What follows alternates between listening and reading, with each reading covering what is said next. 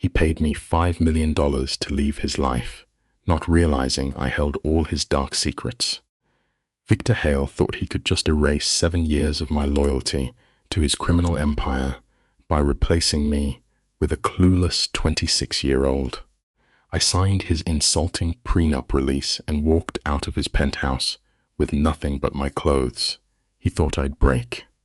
Instead, I took his hush money and started a completely new life with a man who actually saw my worth. Now, the most powerful man in the underworld is desperate to win me back, but that door is permanently closed. Let us freeze the frame right here. Look at Victor Hale and Elena. For 7 agonizing years, this woman lived inside a beautiful delusion, mistaking the cold proximity of a ruthless king for an actual partnership. She helped this man drag a massive empire out of the bloody dirt, genuinely believing a lavish anniversary dinner would finally prove her worth. Instead, he severs her at the knees with one freezing sentence. I want a divorce, and I have already found somebody else. They always underestimate the quiet rage of a discarded heart. You and I are going to walk through this tragic wreckage together today. The assassin is infinite. You can never buy love from a man who only worships power, and trying will only destroy your soul. Picture the opening shot. We start in their sprawling penthouse, a gorgeous cage built entirely on dirty money and buried sins. Elena rushes around, desperate to fake some fragile sense of stability. She lines up heavy golden candles on cold marble countertops, setting out wedding china they have barely ever touched. The expensive food from his favorite restaurant sits growing cold under heavy silver domes. The camera lingers on her, staring into the glass, studying her midnight brim blue dress. It is a stunning piece, but she is not getting ready for romance. She is strapping on a uniform, trying to win back a predator who stopped looking at her a long time ago. The hardest truth to swallow is that no amount of forced perfection can ever fix a shattered bond. Watch the subtle rebellion in her styling. As she leaves her dark hair down, a tiny defiance against Victor and his obsessive need for her to wear it pulled back tight. 7 years in this psychological prison feels like an absolute lifetime. Her mind drifts back to their beginnings in a boarding apartment that smelled of rust and rain. Back then, he would stumble home at 3 a.m. with bloody hands, and she mistook his desperate clinging for actual love. Now they're trapped 40 floors up, drowning in wealth, but alone. The lesson in this tragedy is brutal. Bleeding together in the trenches does not create a healthy romance. It simply chains the devoted victim to the very person holding the knife. There is a dark art to true control. Stars for someone emotionally is the absolute best way to spirit it. Elena, cannot even remember the last time Victor looked her in the eye as a living, breathing human being. By 8:15, his empty chairs is just business as usual. Running a criminal syndicate takes its toll, and leaving her waiting is his default state. She pours a glass of incredibly expensive wine that he hoards but never drinks, and simply sits alone on the velvet couch. She used to be his equal, right there in the mud during the danger that forged them. Now he only feeds her scraps of his life. When you let someone else dictate your worth, you will always end up waiting in the dark for a light that never turns on. Suddenly, the digital leash vibrates against the marble table. A text flashes. On my way, 20 minutes. Her first tragic instinct is to send a loving heart, but watch her trembling fingers. She deletes it, sending a plain thumbs up instead. That is pure survival, a tactic to avoid suffocating him with affection. 40 agonizing minutes pass while she sits perfectly frozen. When the private elevator finally chimes, she forces a painful, practiced smile. Victor steps into the light wearing a sharp charcoal suit.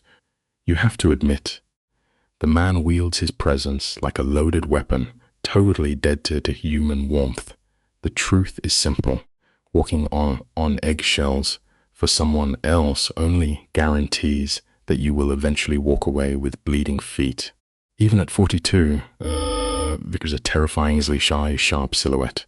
His cold grey eyes carry absolutely zero warmth. Those eyes of a killer who can suffocate a room just by standing in the doorway. Elena offers a quiet, trembling hello and wishes him a happy anniversary.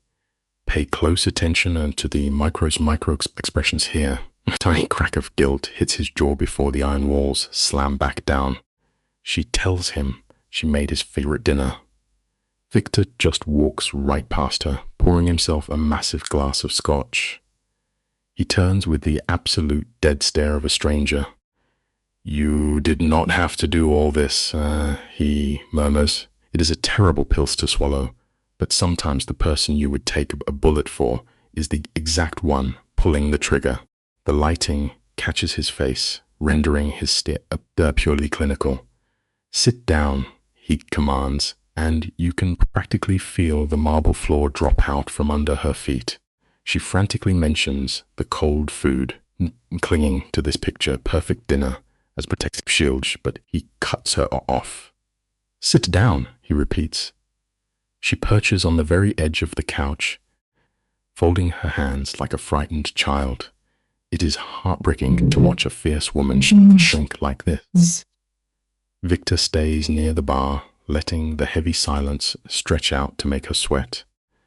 "I have been thinking about us," he says slowly. 7 years is a long time. She nods blindly. "Never shrink yourself to fit into a space that someone else is already trying to leave." His jaw is locked tight, a stone wall of indifference that men build right before they discard you. "Victor, what are you saying?" she begs, the air leaving her lungs. He sets his heavy crystal glass down with an agonizingly slow click. "I want a divorce." The words land like a physical blow. Her entire reality shatters into jagged pieces. The shadows in the room remain the same, but her whole world has collapsed. She can barely breathe as she whispers a single "What?" Victor delivers the final strike in a flat, dead monotone. "I have thought about this for a while. We are not happy." He is cutting up their marriage like a tax document. The harsh lesson here is that accepting empathy from a brick wall will only break your own hands. Pure adrenaline and panic flood her bloodstream. "I do not understand, Victor. Where is this coming from?" she stammers, her voice completely fracturing. He stares down at his scotch as if it holds the secrets of the universe. "It is coming from the truth," he replies coldly. He entirely dismisses the bloody history they built, claiming people just change. She is weeping now, begging to fix it. Then he drops the ultimate devastation. There is someone else. The camera practically spins around her. "You are having an affair," she gasps. "I would not call it that," he shoots back, completely devoid of shame. Her name is Arena. The life lesson rings loud and clear. When someone renames their brutal betrayal as personal growth, they are already gone. The way he violently lays out the timeline is designed to inflict maximum psychological torture. "I met her 4 months ago," he confesses. Into the quiet room, she is different, younger. She does not carry all this heavy history. Elena violently presses her shaking hands into her thighs, fighting the urge to collapse. Watch his shadow when she screams about his cruel timing. There is a pathetic, fleeting flash of guilt. "The date was not intentional, but I want out," he mutters. He attempts a manipulative pivot, demanding she admit she wants the exact same escape. "Do not tell me," she snarls.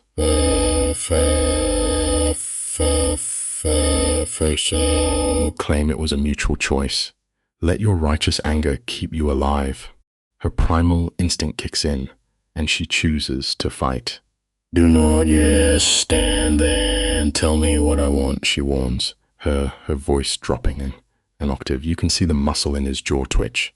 He genuinely hates that she is fighting back. I am trying to do this cleanly, he sighs. She lets out a dark, hollow laugh that echoes off the glass windows. Cleanly? You think there is a clean way to do tea after all the blood? He instantly pivots to blaming her quiet depression. The last 2 years you walk around like a ghost, he accuses. She stands tall, refusing to carry the burden of his sins. Do not make this my fault. The bitter truth of the world is that the person holding the knife will always try to convince you that you ran into the blade. Notice the subtle shift in his expensive shoes as she steps toward him. He actually takes a tiny, pathetic step back. Beneath all that terrifying power, the man is a coward. She lays her entire sacrificed life at his feet. I was there when you had nothing. I helped you build everything. I stood beside you through the bloodshed. Now that the throne is secure, he is tossing her to the wolves. Make it make sense, she demands, her eyes blazing. His face morphs into a sickening mask of fake pity. You have been unhappy for years, Elena, he whispers. He uses the very sadness he caused as his excuse to abandon her. Remember this tragic rule. When you build a kingdom for someone who disrespects you, they will eventually lock you outside the gates. 7 agonizing years of swallowed pain finally detonate in the center of the room. You checked out a long time ago because you pushed me out, she screams, her voice cracking with raw agony. He slowly locked her out of her own beautiful nightmare. I used to know every plan. I was your partner, and then one day I was not. Victor drops his tone to an absolute, freezing deadpan. Things got complicated, he says, smoothly. Higher now, he is telling the woman who mixed the bloody mortar for his empire that she is too weak to sit in the castle. You think I cannot operate at that level? She demands. It is a devastating reality. Loyalty means absolutely nothing to a monster who only values what you can do for his future. Let us open this final file together and look closely at the framing. The camera lingers on Vittorio, a man composed of cold marble and calculated cruelty, effortlessly twisting his own betrayal into her failure. He tells Luca she chose to walk away, painting her as the architect of her own tragic ruin. Luca stands frozen under the harsh, forgiving chandelier light. Her slender shoulders tremble. You can feel the scream building in her throat, the desperate urge to shatter every glass in the room. Yet she remains paralyzed. She stares into the dark eyes of the man she worshipped for 7 years, her voice cracking as she asks when she stopped being enough. Vittorio smoothly evades, untouched by her agony. It is a bitter truth we must all learn. Never seek your worth in the eyes of the monster actively tearing you apart. Pause on this exact frame with me. Study the subtle, arrogant tilt of Vittorio's chin. He orchestrates this devastation as if conducting a symphony, demanding absolute control over her narrative. Luca is emotionally hemorrhaging, yet she finds a final spark of defiance. She asks if his new lover understands the demon she invited into her bed. Her trembling palm presses against the freezing glass, gazing down at the sprawling empire she helped him forge in the dark. That is the ultimate tragedy of devotion, spending years carefully mortaring the bricks of your own prison. She whispers a deadly promise, reminding him she holds enough secrets to bury him in concrete forever. Watch the shadows cross his face. In a single breath, the tender lover vanishes, replaced entirely by an apex predator cornered in his den. Vittorio drops his voice into a chilling silverstis. It is the muted, dead tone he uses right before an enemy vanishes from the earth. He leans in, asking if she is making a threat. Luca refuses to blink. She meets his pitch-black stare and whispers that it is simply a fact. Across the expanse of that polished mahogany table, you can almost hear the physical snapping of her devoted heart. The realization washes over her like ice water. There is no reasoning with a man who believes he is a god. Vittorio clinically pivots to lawyers and asset divisions, speaking as if he is liquidating a minor corporate asset. A broken, jagged laugh escapes her lips. It carries a haunting, vital lesson. True survival only begins the moment you accept that the person you loved so deeply was nothing more than a beautifully crafted illusion. Vittorio briefly averts his gaze. Do not mistake this for remorse. The slight tightening of his jaw reveals only a deep irritation that he must endure her grief. He casually calls her a strong woman, a hollow platitude offered only to absolve himself of the ruin he caused. As he reaches for his tailored coat and turns toward the private elevator, Luca turns to stone. The numbness spreads through her veins. When the heavy doors part, she abandons her dignity, desperately pleading to know if he ever truly loved her. He casually replies that he thought he did. That careless phrase is a fatal psychological gunshot. The silver doors glide shut with a final echoing thud, sealing her inside this sprawling, velvet-lined void. The tragic lesson rings out in the silence. This was never a shared sanctuary. It was only ever a beautifully gilded cage. Stay with me as the scene descends into pure visceral tragedy. Luca stands motionless, her hollow eyes locked on the lavish anniversary dinner meticulously arranged before her. She does not collapse. She does not weep. Her mind initiates a cold, silent shutdown. With agonizing slowness, she lifts a heavy crystal goblet and hurls it against the reinforced panoramic window. The crystals explode into glittering shrapnel, sending dark, blood-red wine splashing violently across the pristine white rug. Anyone else would be screaming, but her expression remains terrifyingly blank. She has been entirely hollowed out, consumed by a man who feeds on devotion. The most agonizing detail of this frame is the lighting. Those warm, flickering candles continue to burn, perfectly, completely indifferent to the total destruction of her soul. She remains rooted to the floor, paralyzed in the chilling aftermath for what feels like an eternity. When her limbs finally stir, it is with the jagged, mechanical grace of a marionette with cut strings. She gathers the plates, she extinguishes the flames, she carefully moves the fabric of a discarded coat. It is a profoundly tragic defense mechanism, desperately grasping for mundane control while her entire universe turns to ash. Retreating to the master's suite, she begins filling a single bag. She walks right past the glittering diamonds, the leather bags, the imported silks. The illusion has shattered. She recognizes them now as heavy, diamond-encrusted leashes. In the gloom, her phone screen abruptly flares to life, casting a harsh glow across her pale face of rage. A message waits on the screen. The safe house on 7th Street is secure, and the keys are hidden.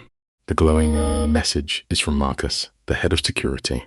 In a bitter twist of irony, the underworld enforcer is the only soul ever looked at Luke as a woman rather than a polished jewel. She confirms her escape, preparing to vanish into the night. Lingering at the threshold, she casts one final glance over the penthouse. The glittering facade falls away, revealing a high-security cell draped in silk. She leaves the dark stain blooming on the carpet. Let Vittorio and his new obsession deal with the ruin he created. Hours later, she turns a rusted key into the lock of a cramped, dusty apartment on 7th Street. The profound quiet hits her like a physical blow.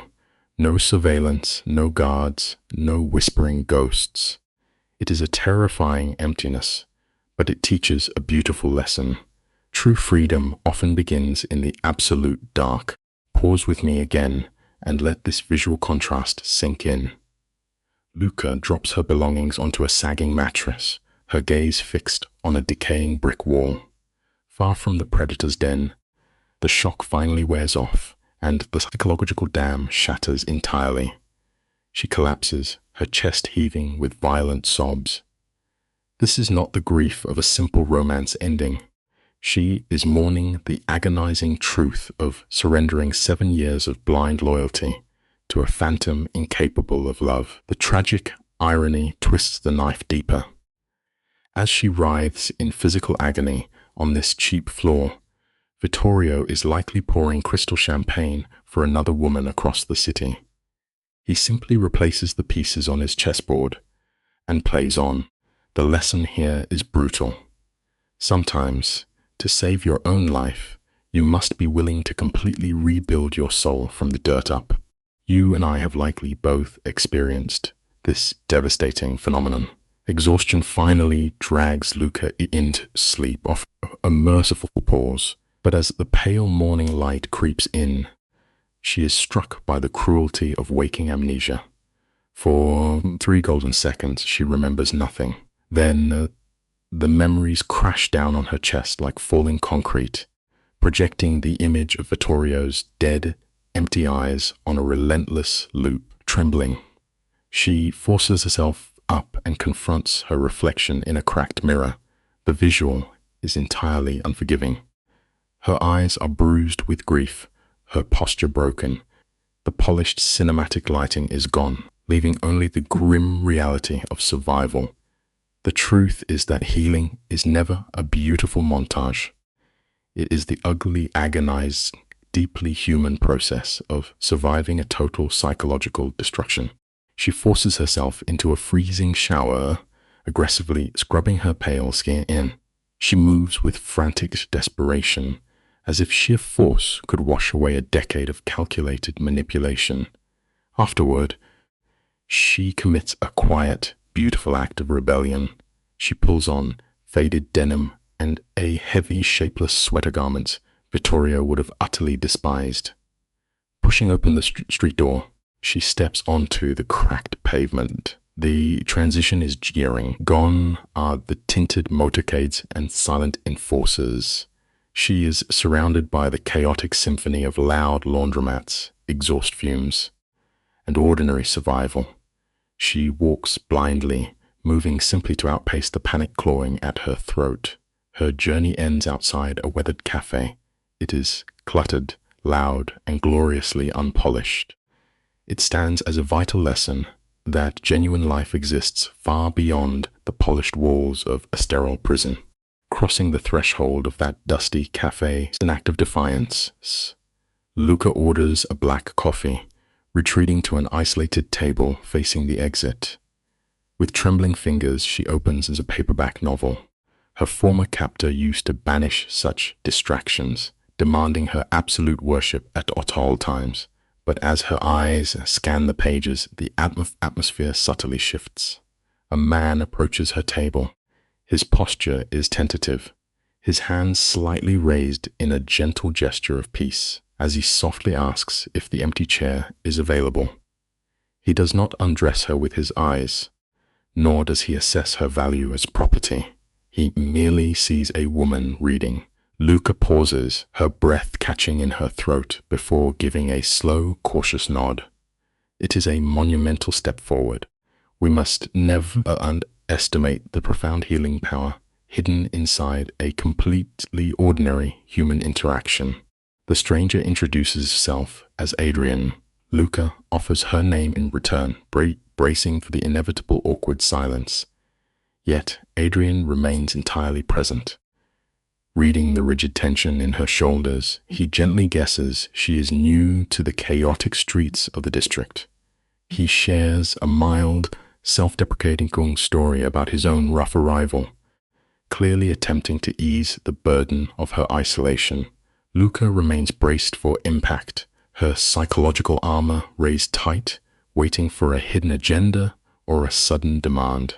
Instead, Adrian delivers an agonizingly terrible joke, about the acidic quality of his espresso, offering a clumsy apology for interrupting her piece. In that suspended moment, a small miracle occurs. The tight corners of Luca's mouth involuntarily soften. A genuine, fragile smile breaks across her face. The frozen lake of her trauma is finally beginning to crack.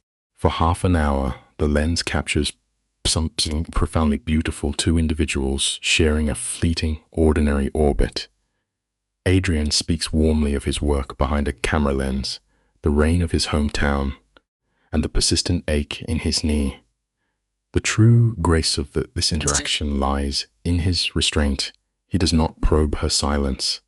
He does not gaze upon Luca as a shattered doll requiring his repair, nor does he view her as a trophy to be conquered. He merely offers the quiet dignity of seeing her as a human being.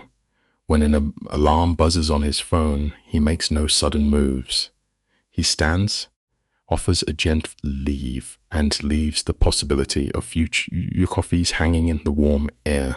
No ultimatums, no psychological traps closing around her ankles. He simply leaves an open door. It is a beautiful lesson for us all true. Healthy connection never demands your total surrender. Let us pause here, you and I, and this the camera lingers also, capturing the crushing tension in her chest. This is no longer the agonizing withdrawal of a profoundly toxic relationship. It is the terrifying, luminous dawn of emotional survival. Notice how her tense shoulders finally drop as she watches Adrian walk away, but tragedy demands a toll, and her phone violently vibrates. A cold message from the lawyers of Vittorio flashes on the screen, attempt to drag her back into the dark. Yet, observe the miracle in her eyes. She reads the threat, takes a and turns the glass screens face down and against the wood. The tyrant has lost his grip. Here is the quiet truth of starting over. The moment you refuse to look at your chains is the exact moment they begin to break. The scene cuts to 3 days later.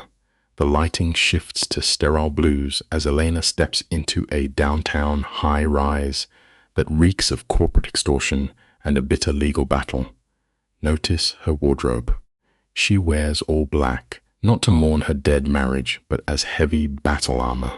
The lawyer, Richard Moss, flares a predatory smile so hollow it hurts to witness. He now slides a massive stack of legal documents across the table, his voice dripping with false mercy. Elena does not even blink at the paperwork. "Where is Victor?" she demands, her voice cutting through the heavy silence. Her husband has cowardly outsourced their toxic divorce. It reveals a bitter lesson we must all eventually learn. The people who shatter your world rarely have the courage to look you in the eyes when they pull the trigger. Stay with me here, because we are watching a bloodless robbery unfold in real time. Moss sits back, wearing that dead grin, systematically laying out the terms of a rigged prenuptial agreement. He offers her $2 million and a joint account holding $300,000. To a casual observer, that sounds like salvation, but against the hidden assets of Victor, it is a devastating slap across the face. The luxury penthouse, the businesses, the entire syndicate she practically bled to build, Victor is keeping every single dime. When she asks about the company she managed, the heavy doors of the legal trap slam shut. It leaves us with a harsh truth. Never build your beautiful kingdom on land owned by a tyrant, because when the war begins, you will be cast out with absolutely nothing. The camera slowly pushes in on her trembling hands. Every single shipping lane and real estate venture is buried under shell companies, entirely controlled by Victor. Moss simply stares at her with unblinking eyes, coldly explaining that she does not exist on any official paper. Victor used to whisper that this secrecy was to protect her, a beautifully orchestrated lie designed to keep her entirely captive. You can practically see the light fade from her eyes as the crushing reality of his financial abuse sets in. 7 agonizing years of soothing his violent temper and running his empire from the shadows, and she has been completely erased.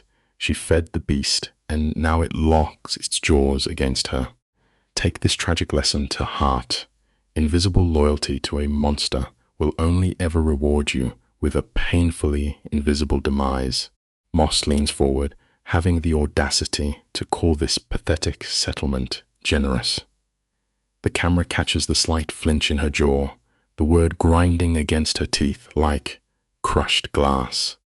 She is given exactly 48 hours to review the files, a cruel illusion of choice in a game she already lost. Rising slowly from the chair, she coldly instructs him to use her maiden name. Watch how strangely the syllables fall from her lips. So after 7 years of being his possession, she wanders out into the grey streets, drifting for 12 blocks like a lost ghost.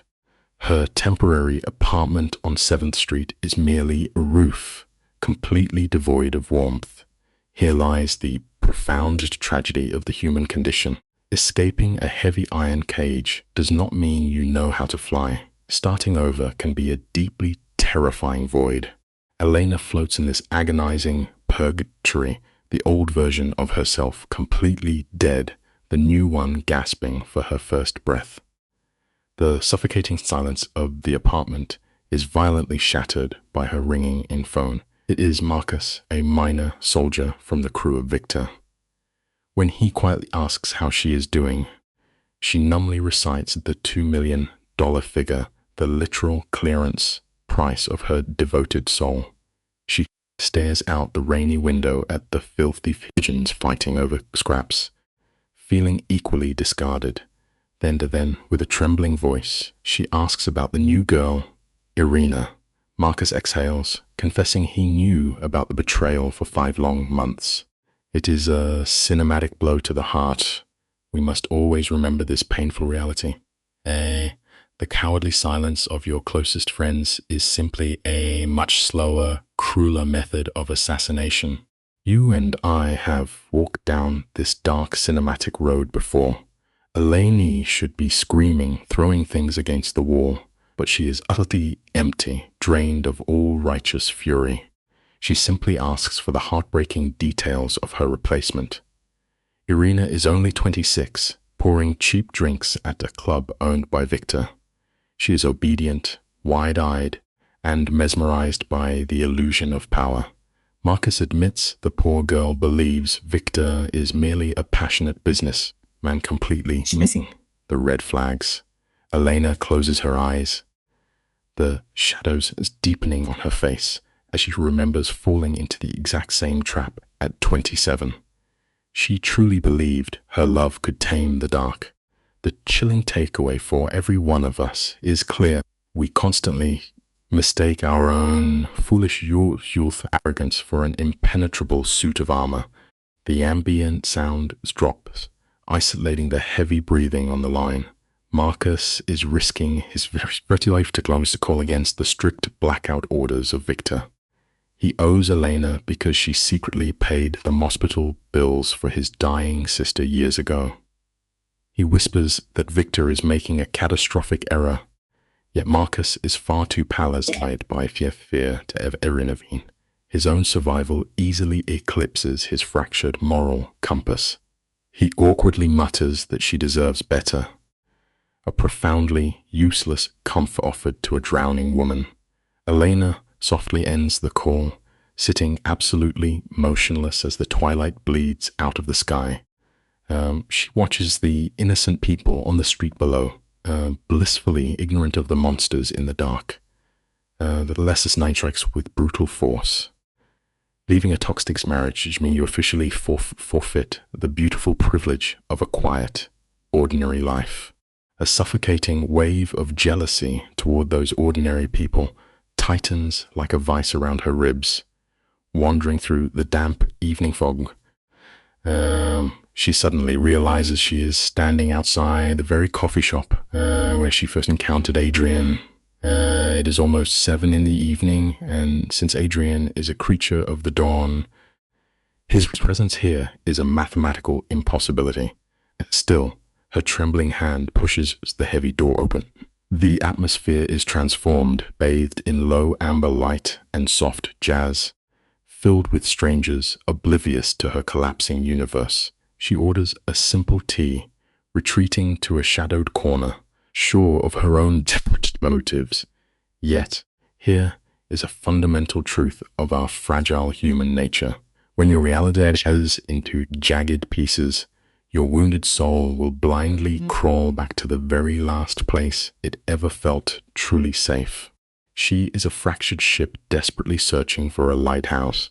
Suddenly, a warm, familiar voice cuts cleanly through the melancholic jazz. It is Adrian, standing there in his weathered leather jacket, a heavy cap resting against his hip. As he politely asks to share her table, her deeply ingrained paranoia goes to work.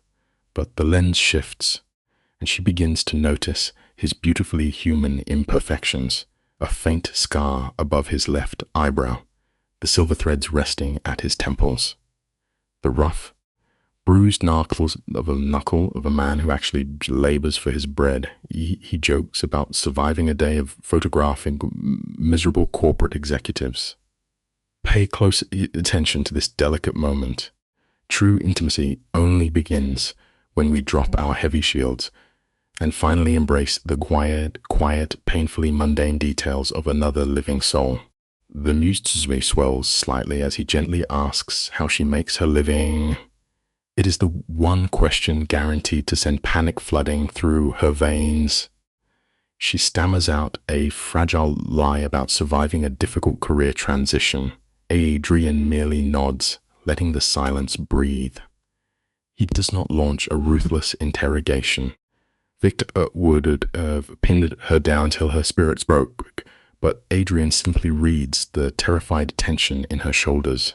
He leans back and softly asks if she is hiding out in witness protection.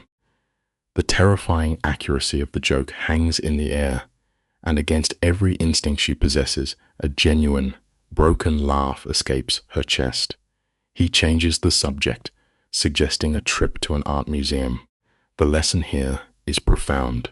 Sometimes the absolute best medicine for a bleeding heart is a quiet, undemanding distraction from the agony. Let us look at this exchange piece by piece, shall we? Adrian leans in, describing a gallery filled with images of forgotten architecture. He speaks with deep reverence, insisting there is a profound, holy beauty in things that are falling apart. He pulls up a photograph on his screen, revealing a shattered concrete warehouse, bathed in golden, divine sunlight. He whispers that the broken things are always the most captivating. The camera tightens on Elena, but we watch her heavy iron walls violently slam back into place. Her traumatized mind assumes poetry is eaten as the calculated manipulation, when completely unable to fathom a man offering kindness without a dagger. It reveals the ultimate, tragic cost of survival. A heart strictly educated by ruthless predators will eternally search for the hiding inside a genuinely sweet offering. Let us look closely at the framing of this exact moment. The lighting is dim, casting long shadows across the cafe as Elena coldly states that human goodness is a myth. Adrian does not flinch. He just looks at her, deadpan, and suggests she has been swimming in poisoned water for far too long. The camera lingers as 2 full hours slip away. They spar over terrible films and distant cities. You can practically see the rigid architecture of reedied, mind beginning to gate. Adrian slowly strips away his own armor. Letty Zui's Berber on the table. He speaks of a quiet childhood in rural Oregon, the bitter disappointment of his parents, and a shattered engagement from 5 years past. He offers her his own bleeding wounds just to give her a sanctuary. We find a profound truth in this shadow, pure, Uncalculated vulnerability is the only blade sharp enough to cut through a lifetime of defensive iron. The camera pushes in as Adrian explains, the lover he often lover demanded the quiet safety of suburban life, while his soul craved the raw storm of his art. It tells her that compromise is impossible when two spirits march toward different horizons. Elena feels that truth in her bones. But the air leaves the room when Adrian softly asks if she has ever worn a ring. She violently jerks back as if a physical bullet just tore through her chest. Adrian sees the terror in her eyes and scrambles to apologize, but Elena holds up a trembling hand. She forces her jaw to unclench. She speaks the word divorce aloud, calling the legal documents a mere funeral for a corpse she has carried for years. The lesson here is merciless. You must speak the true name of your tragedy out loud before you can ever hope to strip away its power. I want you and I to pause the scene and look at Elena. Watch her trembling fingers trace the edge of her ceramic mug, holding on to it as if it is her only tether to gravity. 7 agonizing years she spent caught in the grinding gears of Victor and his underworld machine. The true heartbreak is not that she is weeping over a lost criminal husband. She is drowning in a deep shame for convincing herself that darkness was just a normal shadow. She sat in the fire and let it burn her. Adrian reaches across the table and shatters that illusion. He tells her she was not pathetic. She was emptying her own veins to resurrect a dead vow while a monster threw her away. We must remember this heavy truth. Do not ever mistake your tragic capacity to endure absolute cruelty for a flaw in your own soul. Watch the muscles in her face completely surrender in this frame. It is the visual equivalent of a steel vault finally cracking under pressure. The absolute horror of her conditioned captivity is realizing she does not even know how to breathe without the man who held her chain. At 34 years of age, she stares into the glass and sees an empty ghost. She feels utterly worthless. But Adrian refuses to let her sink into the floorboards. He looks at this ruined, blank canvas of a woman and names it the most magnificent beginning she will ever have. Stitching a soul back together is pure agony, but it can be done. Then he leaves, and you can practically feel all the warmth drain from the room. The silence left behind is heavy and terrifying, yet we must embrace this brutal reality. The dark, terrifying void of an unknown future is exactly the soil where we are allowed to be born again. Let us look closely at the bitter irony unfolding as Eleanor watches Adrian disappear down the street. This man has just handed her a perfectly ordinary moment of human warmth, and to her shattered nervous system it feels completely terrifying. Victor, the architect of her nightmare, spent 7 relentless years starving her of any real emotional oxygen. He isolated her so flawlessly that a quiet conversation over coffee feels like blinding sunlight to someone trapped in a cave. This is the hallmark of a psychological prison. It forces us to confront a stark reality. Pure, undivided attention is the most vital currency of human dignity. Just as her lungs finally remember how to take full breath, the sharp buzz of her phone shatters the peace. The screen glows in the dim light, an unknown number pulsing like a warning siren. The phantom strikes exactly when she lets her guard down. It is Victor, of course. He drops a hard legal deadline for Monday, deploying a cheap trick of artificial panic just to prove he still controls the pendulum of her life. She swiftly deletes the message, but the venom is already in her veins. The camera cuts to 3 in the morning. Elena is staring blankly into the dark ceiling, reliving thousands of tiny, invisible wounds. It was never the screaming that broke her. It was the way he used his criminal empire as an excuse to lock her in a golden cage, claiming his total control was just aggressive protection. He wrapped his fists in silk and demanded she call it romance. It is a masterful destruction of the mind. The tragic lesson we extract from her insomnia is simple. Genuine devotion will never require you to live in a cage, and it will never ask you to erase yourself. Let us step back and examine the heavy toll of pure survival. For so many years, Elena played the flawless wife, blinding herself to the sudden midnight departures and the lingering scent of cheap perfume on his tailored jackets. She knew that pulling one loose thread would bring the whole rotten fabric down. But in the quiet isolation of this night, the weeping finally stops. The tears evaporate, leaving behind a cold, magnificent fury. She is not throwing glass or tearing at her hair. She stares into the mirror with a quiet, lethal disgust for the woman who folded her entire existence to fit inside a killer's pocket. She snatches a blank notebook and a heavy pen. Honestly, this is where the truest beauty of the human spirit emerges. Real healing does not begin with gentle forgiveness. It begins with the heavy, unyielding power of righteous anger. Look at the frantic, desperate motion of her hand as she shoots words into the paper. She is acting as a forensic investigator at the scene of her own psychological murder. At 27, she was a vibrant storm of dreams and opinions.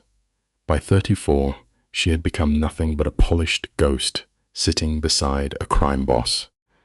She writes down every forgotten piece of herself that Victor systematically burned to ash. She is not plotting his physical ruin, and she certainly does not crave his return. She just wants her own soul back inside her bones. When the grey dawn finally breaks through the window, her hand is violently trembling from bleeding her absolute truth onto the page. It is a grueling thing to witness, yet it teaches us a vital law of nature. You cannot reclaim your lost identity till you look directly at the ugly truth of how you surrendered it. The lighting shifts entirely as we cut to the following morning, pushes through the glass doors of the cafe, and there is Adrian sitting precisely where he promised he would be. To a woman whose entire reality was built on manipulation, a simple kept promise feels like an earthquake. They sit close together, sipping bitter coffee, and for the first time in a decade, her eyes stop darting around the room looking for traps. Victor had weaponized every single word, turning basic communication into a brutal game she was destined to lose. But here, bathed in the soft morning light, there is no game. There is just the quiet rhythm of two breathing humans. Her traumatized mind is finally resetting. It is a profoundly poetic moment, bringing us to a simple truth. Sometimes, the most powerful salvation is found in a cheap cup of coffee with someone who demands absolutely nothing in return. If there is one specific weapon that destroys a manipulative power, it is the quiet establishment of a new routine. Elena begins to lay the bricks of her fortress. Dawn brings the warmth of Adrian, and midnight brings the painful exorcism of her memories. Then, she unleashes the absolute force of nature that is Patricia Chen. This ruthless attorney looks at Victor's pathetic divorce offer and smiles like a wolf. She aggressively pushes Elena to dig up every buried piece of operational dirt they can use as a sword. Elena freezes at first, terrified of the beast she is provoking, but then the camera pushes in as she remembers the countless nights she played the desperate therapist, talking a violent kingpin down from the ledge. Here is a lesson you must burn into your memory.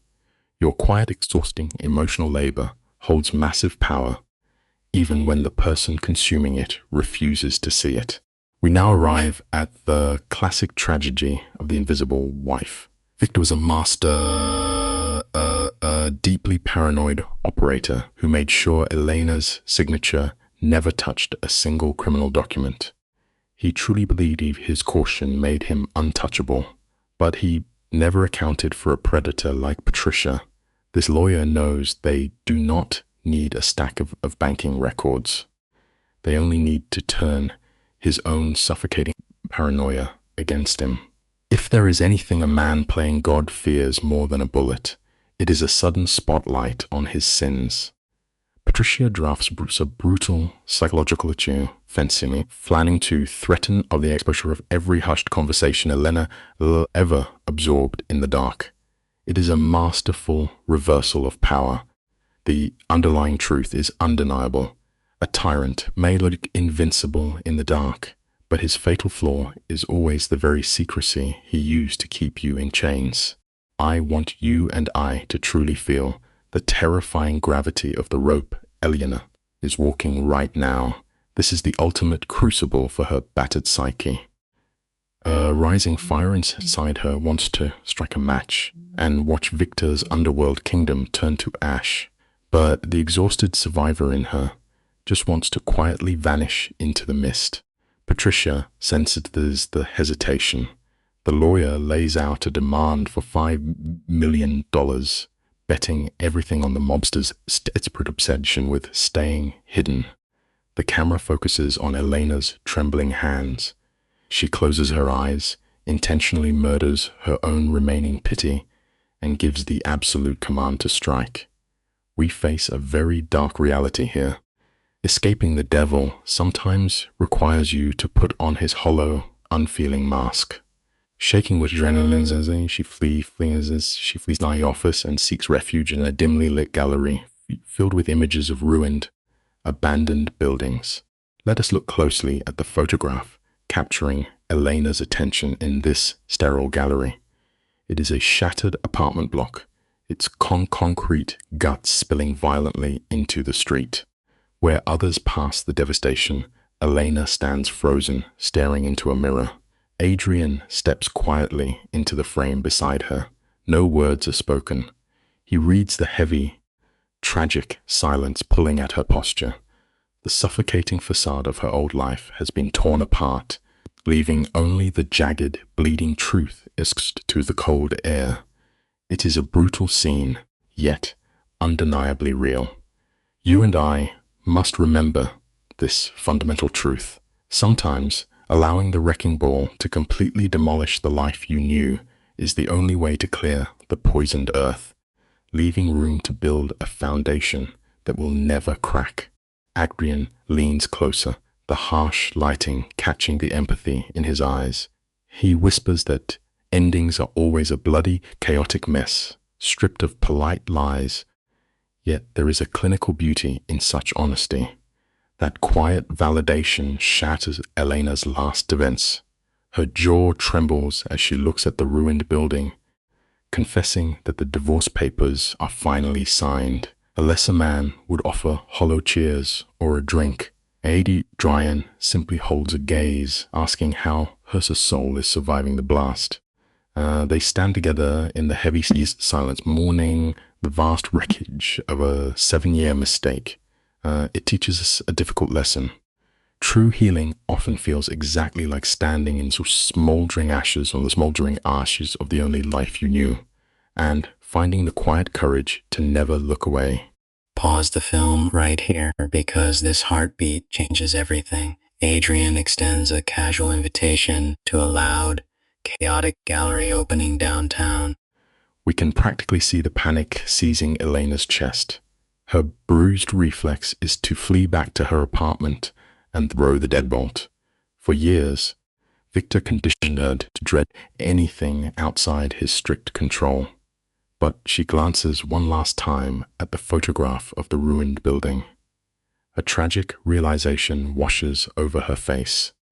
Sitting alone in a safe, locked room is merely a different kind of prison. She takes a shallow breath, forces her shoulders down, and steps into the terrifying sensory overload of the real world. The lesson, vital, remains you must force yourself to walk into the blinding, unpredictable light if you ever intend to escape the suffocating safety of the dark. The frantic, pulsing energy of the gallery stands as a sharp defiance to Victor's suffocating demand for order. Adrian introduces her to Kay, a fiery woman who dissects people for sport. In mere seconds, Kay pierces right through Eginaire's fragile armor, casually naming the heavy shadow of her catastrophic divorce. Under Victor's reign, such sudden exposure would feel like a death sentence.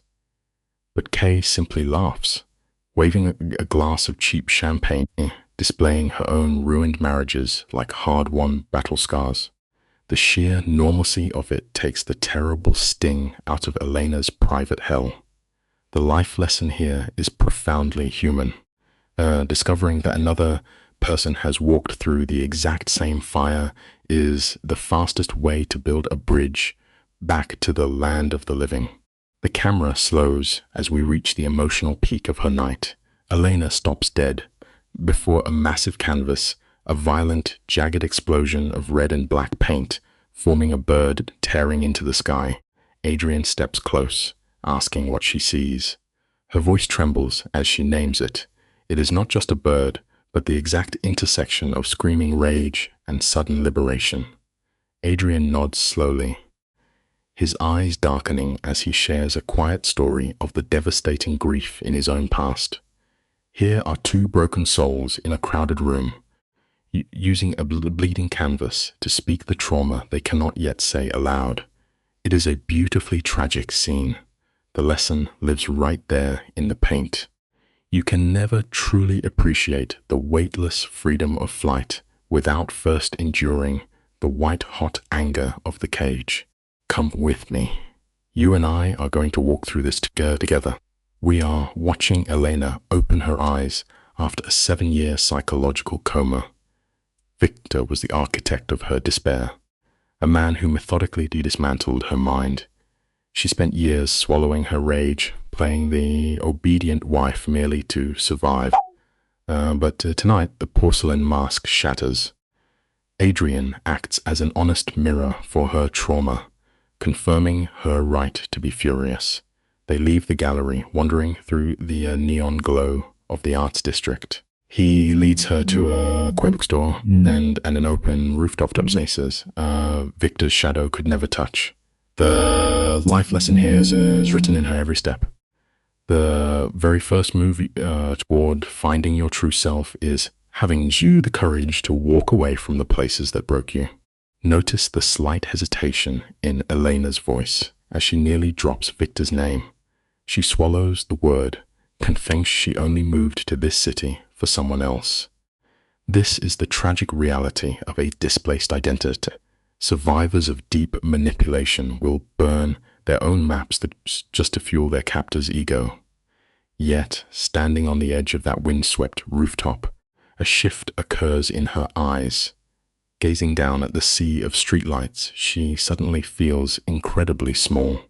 But unlike Victor's cruelty, this smallness does not crush her. The indifferent vastness of the city does not care about her ruined marriage, and there is a breathtaking freedom in that cold reality. It teaches us a necessary lesson. True healing begins the exact moment you realize the universe does not revolve around your personal pain. The distant siren wails as Adrian observes a shift in her posture.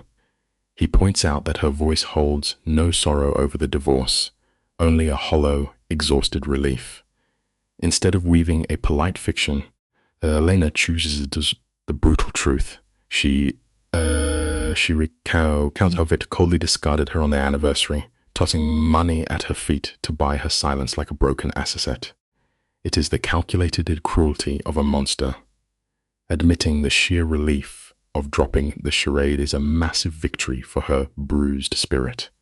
When Adrian whispers an apology, she raises a hand to stop him, her eyes shining with raw, unedited truth. The lesson here is absolute. The very second you stop protecting the false image of the person who destroyed you, their suffocating power over you completely shatters. Elena's voice drops to a ragged whisper, as she speaks the hardest truth. Tearing a trauma bond from your chest is agony, but staying tethered to it is certain death.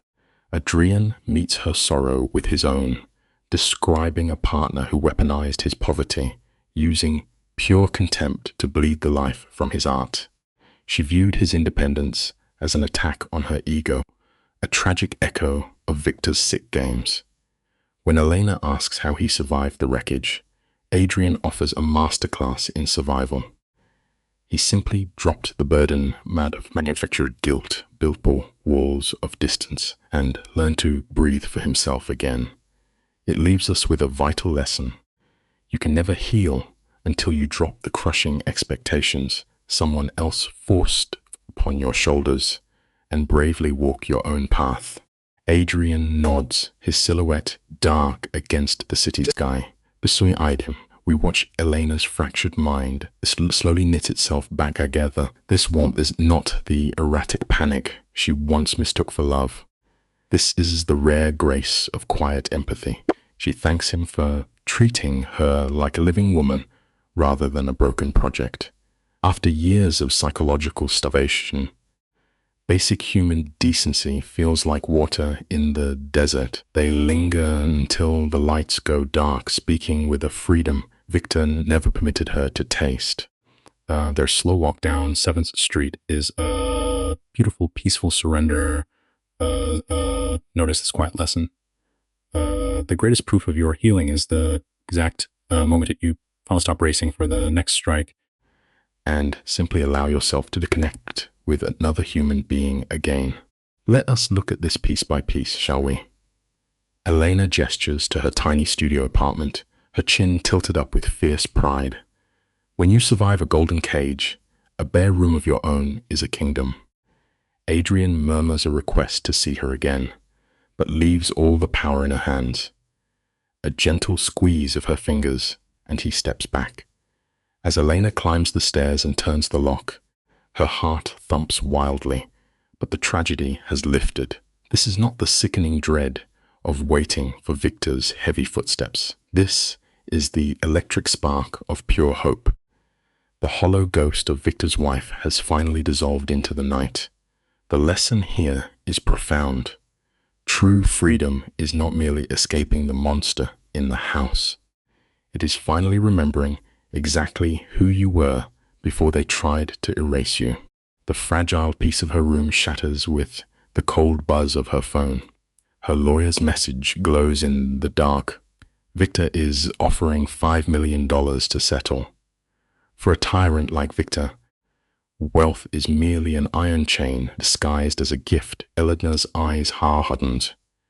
She does not see a fortune, but the ransom for a soul. She types a swift reply, ordering the lawyer to accept immediately. When he argues for a larger cut, she shuts him down. Prolonging the war is exactly how Victor keeps his victims trapped in the labyrinth of his ego. By refusing the battle entirely, she starves the beast. We must carry this simple lesson forward. Peace of mind is the only currency that matters, but sometimes laying down your sword and simply walking away is the most devastating blow you can possibly strike. The camera pans across a sterile, fluorescent-lit conference room. $5 million, a mere fraction of the empire Elena built. But chasing fairness is a psychological trap, keeping the wounded forever tethered. Victor is nowhere to be seen. The empty chair is his final cowardly performance of superiority. His lawyer, a suit devoid of warmth, slides the divorce documents across the icy mahogany table. 72 hours for a bank transfer. That is how this modern tragedy ends. Not with a weeping climax, but with the scratching sound of a pen. The meaningful life lesson here is crucial for anyone breaking free. Stop waiting for the villain to feel remorse. True closure rarely sounds like a tearful apology. Most of the time, it simply looks like a heavy, open exit door. Zoom in on the trembling of Elena's fingers as she spots the final, devastating clause: total legal immunity for Victor. He is not just stealing her money, He is legally erasing her history. Every brilliant idea, every sacrificed night, wiped from existence. Predators demand total annihilation of your reality. Yet, she signs the lie. No hesitation, just the quiet exhaustion of a survivor. Stepping out into the crushing weight of a grey, unforgiving sky, the lawyer offers one last chance to fight. Elena closes her eyes, and then feeling the cold wind, and whispers a single word. No, re-entering that arena means drinking the same poison. Here is a vital life lesson. Sometimes you must let a toxic person completely erase your shared past, simply so you can walk away and claim your future. Watch as the lawyer dissolves into the city crowd, leaving Elena stranded on the concrete. The camera lingers on her vacant eyes. Total dissociation. The iron chain connecting her to Victor is shattered, but without that heavy, painful anchor, she is just a ghost drifting in the wind. Cinematic tropes tell us this is the moment she should throw her hands up in triumph. Instead, as her nervous system drops its high-stakes survival armor, the world goes terrifyingly silent. A dark, gaping void. This profound numbness does not mean she is broken. It brings us to a painful but profound life lesson. True, deep recovery never begins with celebratory fireworks. It almost always starts in a frightening, hollow silence. That empty space is the foundation where your real self will grow. The crushing silence shatters with the vibration of her phone. Adrian, notice the subtle shift in lighting as she answers. He does not interrogate her. He does not pry about the settlement money or the legal bloodshed. He merely asks, his voice a steady hum of genuine care, how she feels. To a woman conditioned by a dictator, this quiet respect for her boundaries is completely alien. She confesses she is entirely numb. Her battered nervous system is finally powering down its threat sensors. Adrian offers to just sit by her side by the waterfront, demanding absolutely nothing in return. Take this essential life lesson to heart. To heal from profound psychological trauma, you must deliberately build safe, gentle memories in neutral spaces to overwrite the terrifying echoes of your past. The scene shifts to the harbor, washed in the soft, bruised light of late afternoon. Adrian sits waiting, a steaming kefir and a warm pastry in hand. He tells her she looks utterly exhausted. From Victor, those words were a weaponized strike against her worth. From Adrian, it is the raw, tender observation of a man witnessing someone running on fumes. He gently urges her to eat. The camera focuses on her first bite, the simple, grounding taste, pulling her fractured soul back into a physical body. As they watch the water in comfortable silence, her fortress of numbness begins to fracture. She thought the ink on the divorce papers would be a magical cure. Here is a crucial life lesson. A signature can unlock the cage, but only time, patience, and genuinely safe people will set you free. Let us pause right here and look at the supreme irony of human nature. You and I have both seen this tragic play unfold. Elena expected a legal document to instantly rewire years of psychological torment. Instead, she just feels like a hollowed-out version of herself. But Adrian delivers an absolute, grounded truth. He tells her that severing a toxic trauma bond does not magically hand you a shiny, healed personality. It merely provides a quiet, empty room where you can desperately search for the person you were before the nightmare began. He gestures to his own scars, reference own shattered engagement. No cinematic miracles, just slow, agonizing steps in the pitch black. And in that moment, the lighting shifts. For the very first time, she truly looks at the man beside her. The camera pushes in slowly on her face, capturing the chaotic gears turning behind her eyes. Adrian is the complete antithesis of the monster she married. No manipulative charm, no theatrical mind games. He is just devastatingly beautifully steady. Elena is utterly disoriented, feeling the madness of the reality that this random photographer is the safest harbor she has known in years. But Adrian anchors her spiraling panic with a heartbreaking observation.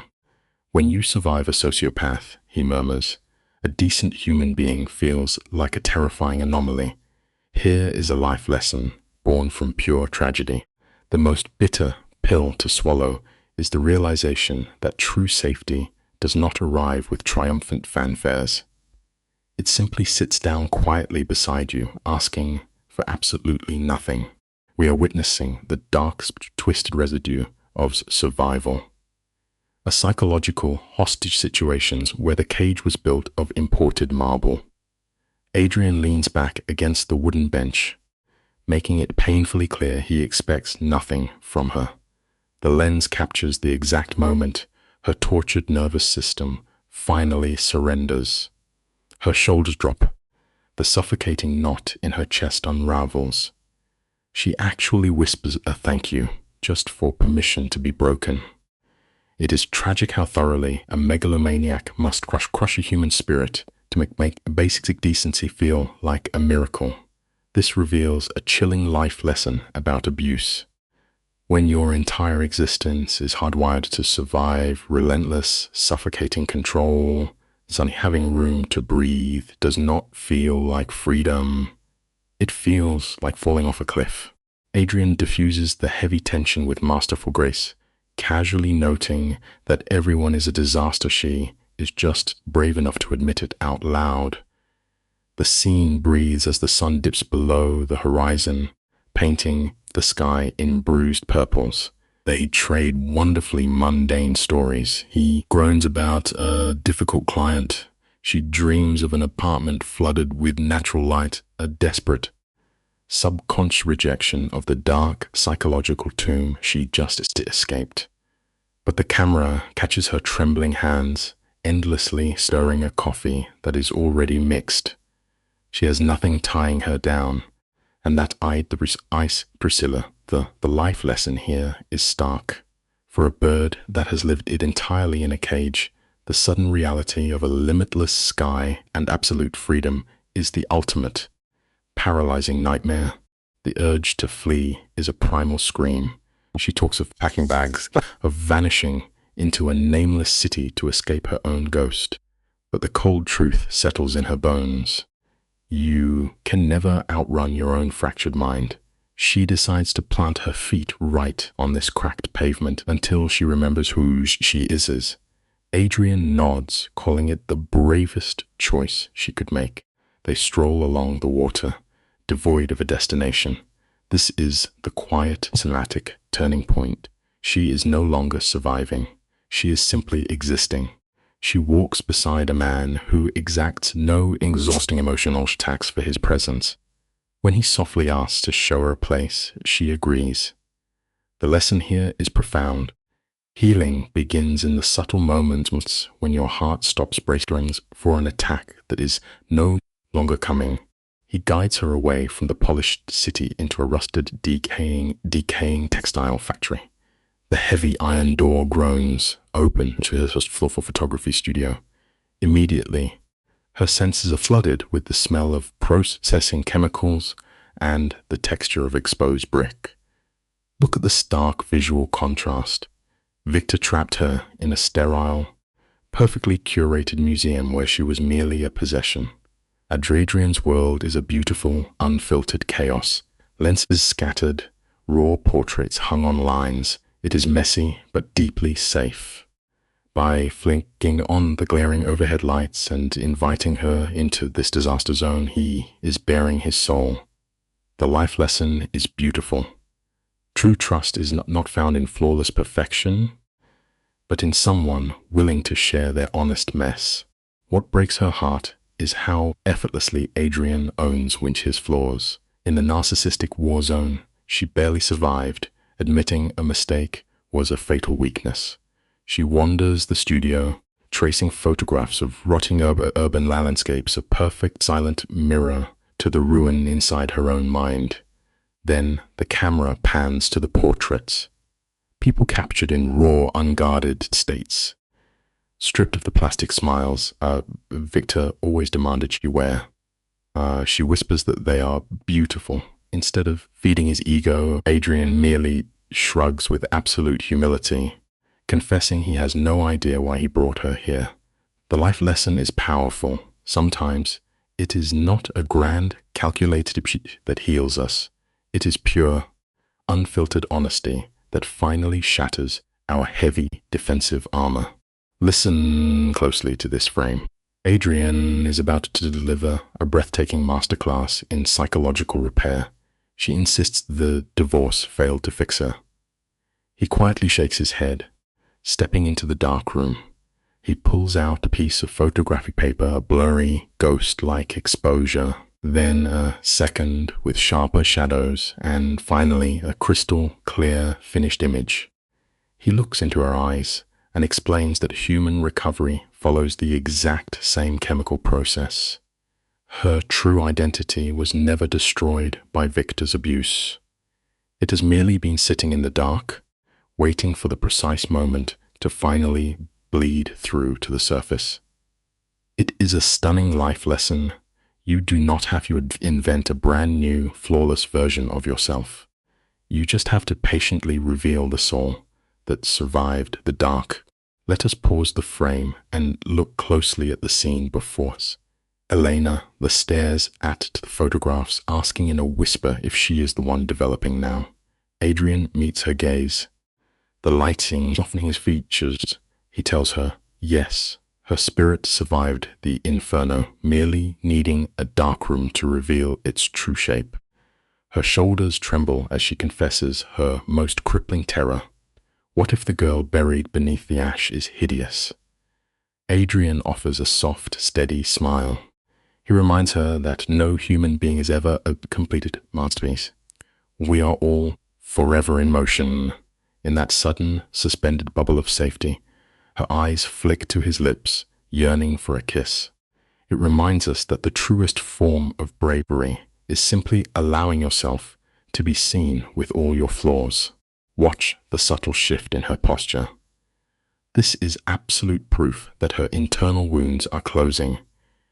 Instead of clinging to him like a piece of driftwood in a storm, she steps back. She recognizes her foundation is far too shattered to support romance right now. Adrian reads the silence masterfully. He diffuses the heavy atmosphere and declares they need dinner. The camera cuts to a chaotic, fluorescent diner. They sit on flimsy plastic chairs. He orders in tragically broken Mandarin, the kitchen staff roaring with laughter. Elena begins bickering with him over meaningless trifles, a genuine spark returning to her eyes. The profound lesson here is that true healing often begins not with a grand romantic rescue, but with the simple, quiet ability to laugh again. Notice her steady breathing as she collapses onto the mattress. This is not the frantic exhaustion she endured with Victor. It is the peaceful fatigue of a normal life. Her mind processes the shock of an evening with a man who demanded absolutely nothing in return. Yet, the tragedy of the real world always shatters the peace. Dawn breaks. The harsh buzz of her phone cuts through the silence. $5.3 million just transferred into her account. Most people would scream with joy. But trauma is entirely blind to wealth. Staring at the glowing digits on her screen, her face remained completely hollow. She only feels a crushing weight. The harsh truth is that money can never buy back the years stolen from you, nor can it instantly mend a shattered heart. You and I must look closely at this tragic joke. That mountain of money is Victor playing his ultimate hand of control. To a man devoid of humanity, souls carry a literal price tag. This deposit is his grotesque severance pay for 7 years of psychological captivity. Every muscle in her body tenses, desperate to force the monster to feel a single ounce of grief. But watch the subtle relaxing of her jaw, She finally accepts that a shark will never apologize for drawing blood. It simply lacks the capacity. Rather than waging war against a shadow, she texts Adrian. She pushes open the door of a remarkably ordinary cafe, bathed in warm morning light. True peace is never found by fighting the darkness, but by deliberately choosing to step away and plant your roots in the sun. Observe Adrian in this frame. He watches Elena enter, tracking the heavy slump of her shoulders. He knows the money just cleared, yet she moves like someone dragging a gravestone. He presses a hot coffee cup into her trembling hands. The dialogue here is agonizing. Elena confesses she feels entirely empty. 7 years together, and Victor has cashed her out like discarded inventory. She is caught between the urge to burn the cash and the primal need to survive.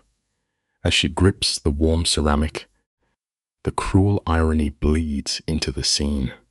Her ultimate payday confirms she meant absolutely nothing to the man she worshipped. It is a harsh reminder that the clearest, most necessary truths are often the ones that leave our hearts entirely bankrupt. Let us hold on this frame because you and I recognize the brutality of this moment. Elena's voice cracks, admitting the money is worthless. The true wound is how effortlessly Victor erased her existence.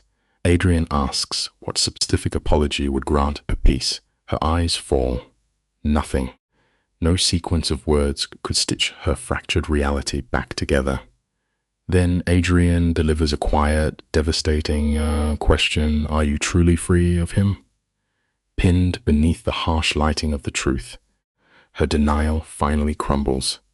She whispers that a massive fragment of her soul is still locked inside Victor's pocket. The bitterest lesson is basically walk out the front door, but your spirit outside the cage for years. The camera lingers on her hands. Elena confesses her soul is still pacing the floors of that penthouse, chained to a phantom version of Victor.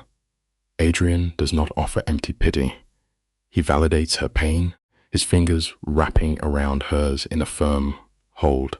He reminds her that rebuilding a shattered mind is an agonizingly slow process. Tears spill over her lashes, feeling unworthy of his presence. But Adrian's expression hardens, declaring his patience is his own free choice. The guilt instantly drains from her posture. As they walk down the grey streets, the contrast shines. A tyrant ruled her with storms, but a friend mends her with stillness. True freedom is never born in a fiery explosion. It is built in the quiet, ordinary spaces where silence no longer feels like a threat. Let us look closely at this quiet scene by the waterfront. The camera tracks massive ships, but Elena's eyes lock onto a single sailboat, slicing through the grey waves. The sight that strikes her like a blow. She reveals she used to sail until Victor forced her to sell the boat under the guise of seasickness. The terrifying truth is that a tyrant despised the ocean because he cannot command the tides. He manipulated her into destroying her only escape route set. Blinded by psychological chains, she willingly surrendered her sanctuary because convinced he was compromising for love. Before us. Yeah, do not always lose your independence in violent war. Often she simply hangs to your cage over with a loving smile. Adrian points out the massive sum in her account. She could buy a new vessel this very afternoon. Elena lets out a bitter laugh, the defensive reflex of a prisoner. After years inside a psychological cell, the concept of free will feels like a mockery. She argues she has forgotten the ropes, terrified the ocean would swallow her whole. Adrian refuses to indulge this learned helplessness, calmly stating she can simply relearn. Watch the subtle shift in her expression. For the first time in a decade, the ghost of Victor vanishes from her mind. Reclaiming a stolen passion is paralyzing. The beautiful truth is that recovery is never a massive leap across a chasm. It's a terrifying, microscopic step toward taking your life back. The universe possesses a sick sense of humor.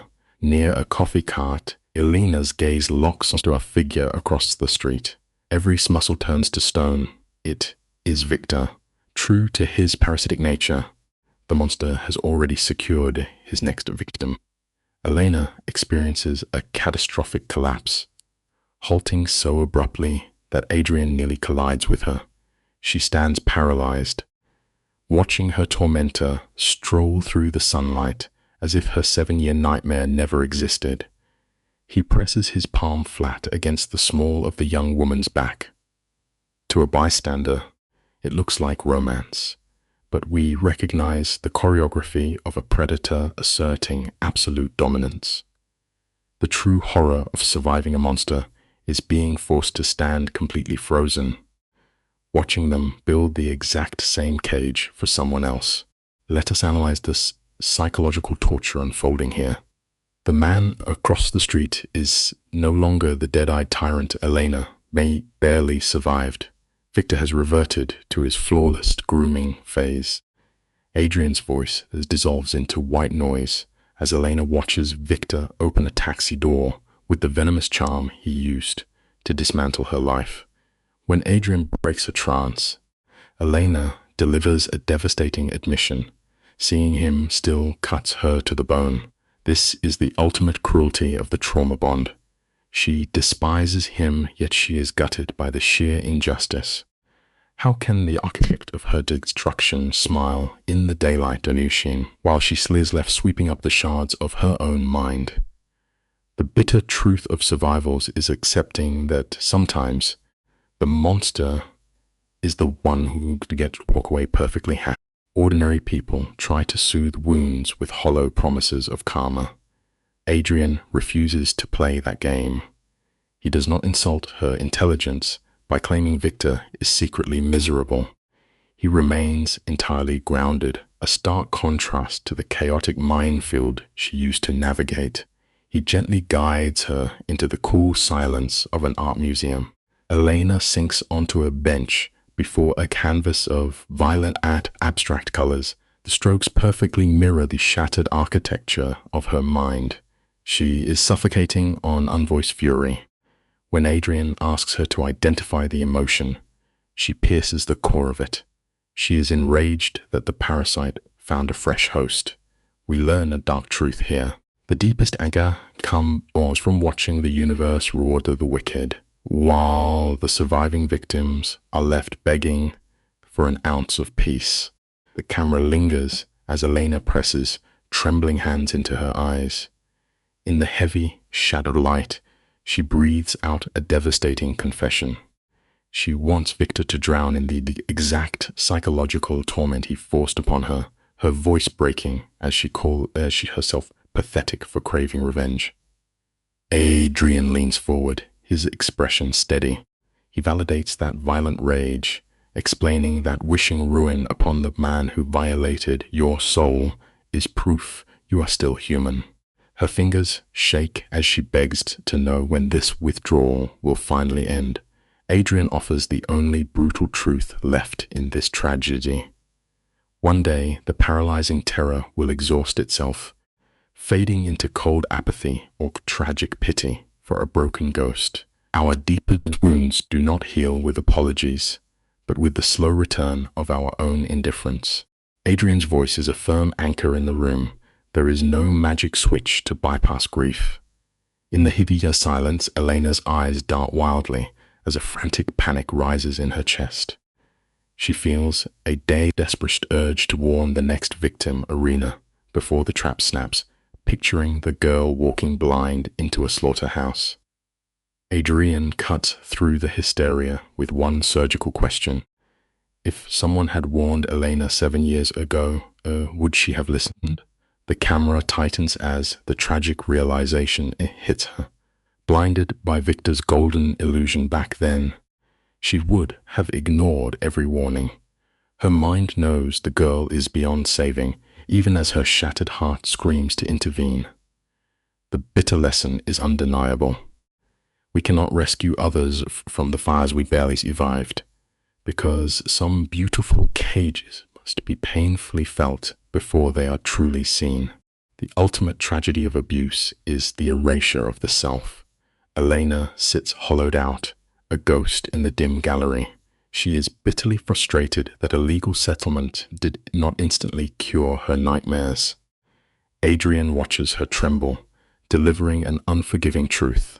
Healing is never a straight line. The mind plunges from calm silence into suffocating panic without warning. Seeing her drown in thoughts, Adrian pulls her from the bench. He guides her away from the paintings into a hall of massive bronze sculptures. He plants her before a violently twisted mass of dark metal, forcing a sudden shift in her physical space to shatter the mental loop. The life lesson is visceral. To break free from a spiraling mental prison, you must first force your physical body into motion. Follow me closely as the brilliance of this scene unfolds. Adrian points to the jagged metal under the spotlight, asking what she sees. Elena dismisses it as random, violent chaos. Adrian then instructs her to walk around the sculpture. As her footsteps echo, the chaotic steel suddenly aligns into a breathtaking pattern. Adrian uses this iron to reveal a profound truth. She is viewing Victor from the worst possible angle. She is staring at the illusion of her abuser's perfect life while standing deep in the crater of her own trauma. He explains that Victor as an untouchable god is merely a trick of the light, a mirage fueled by her grief. The life lesson is undeniable. When you force yourself to change your perspective, the towering monster loses every single ounce of his dark power. Let us pause the frame, because you and I know this exact agonizing space. Elena paces like a trapped animal, her eyes begging Adrian for a magic formula to heal her mind. She longs for the perfect angle so the bleeding will stop. Adrian delivers a devastating truth. You cannot stand still in the cold ashes of your ruined life. You must keep moving, circling the wreckage until you realize the monster who broke you was just a fragile, pathetic man. Elena looks at Adrian, piercing his casual facade to realize he is quietly saving her soul. The life lesson is profoundly beautiful. Sometimes the only way to conquer the suffocating shadow of a tragic past is to turn your back on the ruins completely and force yourself to build something entirely new. Adrian softly asks when she last did something purely for joy. The haunting emptiness in her eyes is the quiet tragedy of surviving abuse. She truly cannot remember. He brings her to a gritty batting cage under the buzzing lights. It is painful to witness at first. Her body is rigid, locked in a permanent state of terrified survival. Adrian does not laugh. He steps close, gently adjusting her trembling shoulders with absolute patience. Then she swings. The crack echoes like a gunshot. In a single, beautiful motion, years of suffocating rage explode out of her. She swings violently until her muscles burn, trading her paralyzed fear for breathless laughter. The lesson is raw and physical. You cannot simply think your way out of a frozen heart. You must violently sweat out the dark poison until your body finally remembers how to smile. Walking through the cool night air, the camera tracks the softening of Elena's posture. A batting cage cannot instantly cure a shattered soul, but the crushing weight on her lungs has fractured. Under the streetlights, she thanks Adrian for pulling her from the abyss. Instead of devouring the praise like Victor always did, Adrian casually shrugs, noting she swung the bat herself.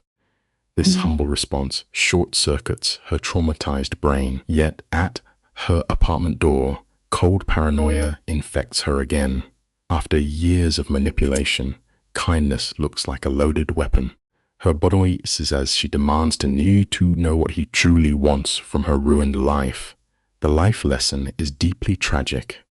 Prolonged abuse trains you to be terrified of the very hands reaching into the dark to save you. Adrian responds with a quiet, grounding honesty that would have made a tyrant like Victor shatter. In the dim hallway, he confesses that he prefers her messy, chaotic ruin over the lifeless doll she was forced to play. He sees a brilliant fire buried under her trauma, and he only wants a front row seat when she finally lets it burn. This unconditional support feels terrifyingly intimate to a woman used to transactional love. Sensing her panic, Adrian gracefully deflects with a self-deprecating joke about an ex who mocked his ambition. Instantly, Elena steps up to defend him. The dark fog of her trauma lifts just enough to see his untainted heart. The life lesson unfolds beautifully before the lens. True power is not founded in breaking people you claim to love, but in quietly building something profoundly genuine. Stick with me, because you and I need to watch the subtle shift in this scene. Elena enters her apartment, and for the first time in years, her chest rises and falls in genuine peace. Then, her phone screen lights up the dark. A message reveals Victor has been parading his new victim, asking if Elena is falling apart. The villain feels his leash slipping, so he taps the glass to see if his broken bird still flinches. The camera holds on Elena's face. There is no panic. She stares at the screen, recognizing the pathetic manipulation. The friend told Victor she was thriving, a fatal stab dog to his fragile ego. For the first time, a true, defiant smile touches her lips. The life lesson hits with cinematic force. The most devastating revenge you can inflict upon your abuser is simply forgetting they exist and daring to be happy. The lens focuses on the fragile moment. A shattered heart remembers how to beat. Bathed in the neon glow of the city, Elena types a brief message to Adrian, saying she is actually doing okay. Just a handful of words, but for a survivor, it is a seismic shift in her soul. She leans against the cold window, observing the world without the suffocating filter of Victor's control. Yes, she has security, but she also faces a terrifyingly blank calendar and oceans of trauma yet to cross. The threat of falling backward hovers in the shadows, but in this solitary moment, her existence belongs entirely to her. The ultimate life lesson whispers through the quiet space. True freedom is rarely an explosive climax with loud fireworks. Most of the time, freedom is simply standing in a silent room, finally able to take a long, deep breath. A montage reveals Elena rebuilding her life over 3 weeks. She anchors herself to quiet moments with Adrian, rewiring her traumatized nervous system to accept safety. In the soft glow of her laptop, she resurrects the passions Victor once crushed. But tragedy dictates the villain never simply fades to black. The collision happens in the most mundane setting possible, a fluorescent grocery store. The sound of his voice hits her spine like ice. Victor stands mere feet away. Gone is the terrifying power suit. He wears a faded black sweater, his posture defeated, eyes heavy with exhaustion. He is a wounded predator, probing her perimeter for a crack in the glass. The life lesson is brutally cruel. The terrifying ghosts of your past always wait for the most quiet, unsuspecting moment to place a cold hand on your shoulder. The camera holds steady on Elena, capturing the monumental effort it takes not to shatter. Anyone else would tremble, but she forces her tone into a mask of total apathy. She offers a dull excuse about living nearby, deliberately starving his parasitic ego of the emotional reaction he desperately craves. The silence in that bright aisle is thick and toxic. When Victor softly notes that she looks lighter, the irony is sickening. She is lighter because she is no longer crushed by his psychological abuse. Then he casually asks to grab a coffee. Behind her blank stare, Every primal alarm bell is screaming to abandon her things and bolt for the exit. The brutal life lesson echoes in the silence. Your deepest survival instincts never lie. Your body always recognizes the ravenous wolf, even when he limps toward you with sad eyes and a gentle voice. The most terrifying weapon a predator possesses is the illusion of their own brokenness. It slips past your disease fences and sinks its teeth into your compassion. The camera finds Elena in the harsh glare of a crowded coffee shop. Against every instinct screaming in her chest, she grants Victor exactly 10 minutes. They sit across from one another, a chasm of dead history between them. Victor leans in, immediately rewriting their tragedy. He paints himself as a selfless hero, listing the money he spent to keep her safe. It is a beautiful, venomous lie, but the trembling in her hands is gone. She stares back with glacial cold, demanding the real reason he came. The life lesson here is absolute.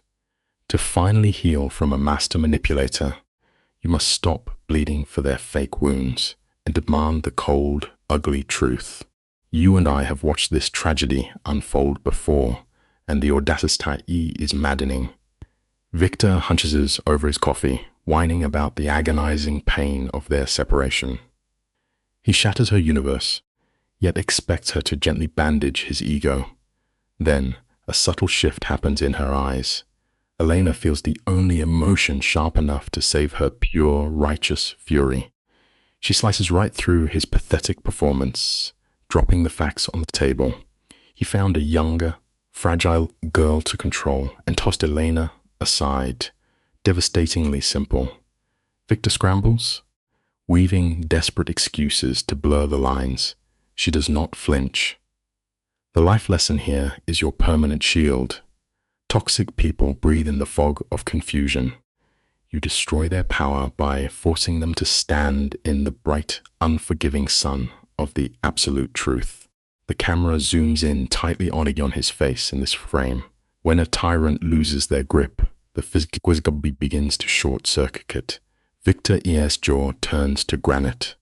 He stammers out empty lines about wanting to do the right thing, an absolute mockery of the pain he caused. Elena looks at him, seeing the terrifying void beneath the skin. He never came for absolution. He came to harvest her empathy, to stitch up his own bleeding pride. A heavy silence falls as Elena pushes her chair back, rising to leave. That is the exact second the monster breaks. Victor lunges across the bollards wood, his voice cracking as he begs for 5 more minutes, promising the naked truth. It is a pathetic collapse. The lesson is undeniable. The second you enforce an iron boundary, a manipulator's fake sorrow will always shatter into desperate, ugly panic. Elena slowly lowers herself into the chair, letting silence pull the confession from his throat. The cinematic shift in power here is absolutely breathtaking to witness. For the first time, Victor is sweating under the hot lights of consequence. He spills the rot inside his chest. Arena, the shiny new replacement, is already failing him. Barely 3 months have passed, and the romantic illusion has rotted away. He complains that she drains his wallet and refuses to bow at his altar. Then comes the poisoned bait. He locks onto Elena's eyes, whispering that leaving her was his biggest mistake, expecting her to crumble. But the reality is a glaring spotlight. Here is a life lesson to carve into your soul. When the person who discarded you crawls back dark, it is never out of love. They only return because the shiny new toy they chose already broken.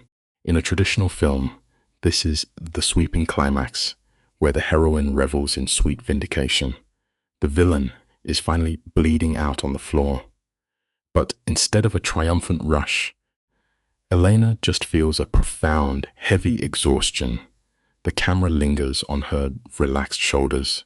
The spell is dead. She studies him with the detached pity of a surgeon examining an incurable disease. Her voice is a whisper when she tells him that leaving her was never his mistake. His true failure was believing a new woman could magically pave over the black abyss inside his soul. He chased a hollow distraction to avoid the agony of genuine growth. She outlines his tragic future, an endless loop of broken relationships. The lesson is carved in stone.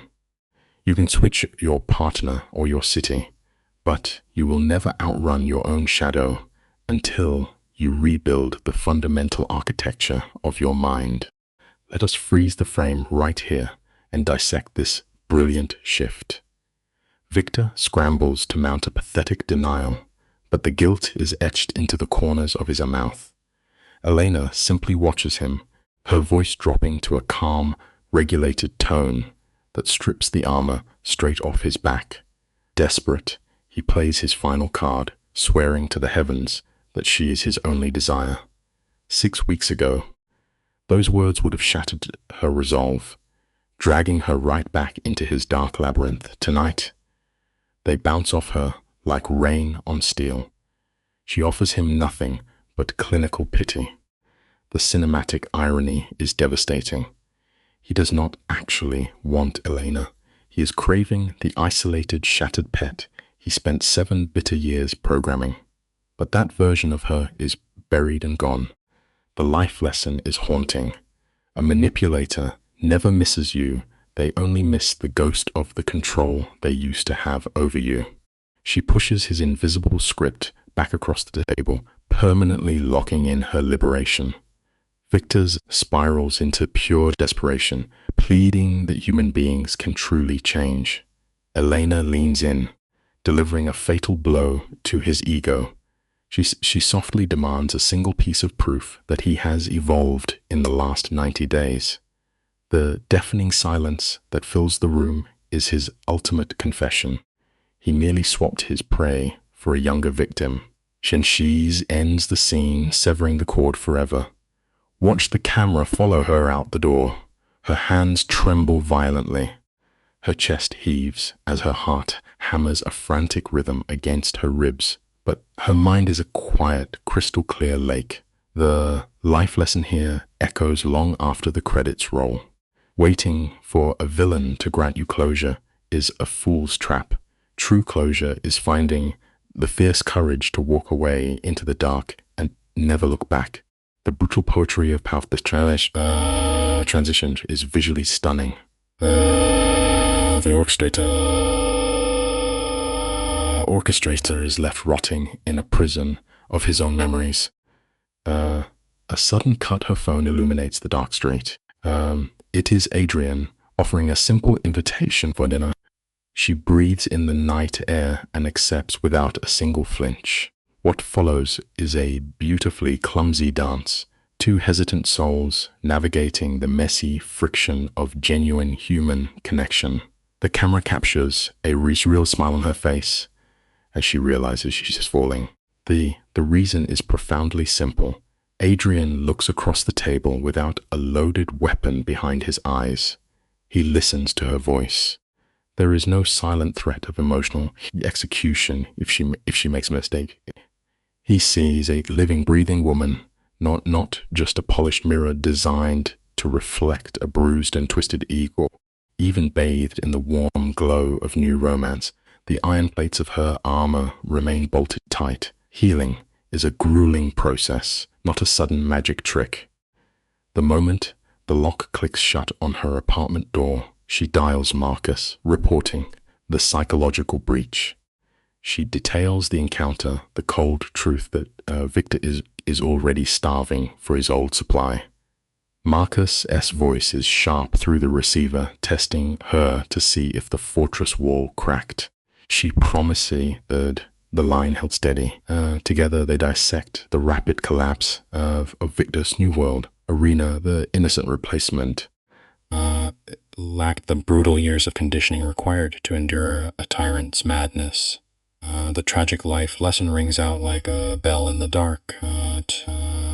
A villain can meticulously construct the most elaborate, twisted fantasy, but it will inevitably shatter under the crushing, undeniable gravity of reality. Marcus calculates the ticking clock, delivering a grim, shadowy prophecy. Victor S. Hollow Empire will implode in 4 weeks, and the wolf will return to her door. Elena grips the phone, swearing the iron gates are sealed. But Marcus understands the terrifying psychology of a fallen king. When a tyrant loses his absolute power, the circuitry of his mind burns to ash. He will deploy every venomous tactic in the dark arts to reclaim his stolen property. He warns her to brace for a hurricane of psychological warfare.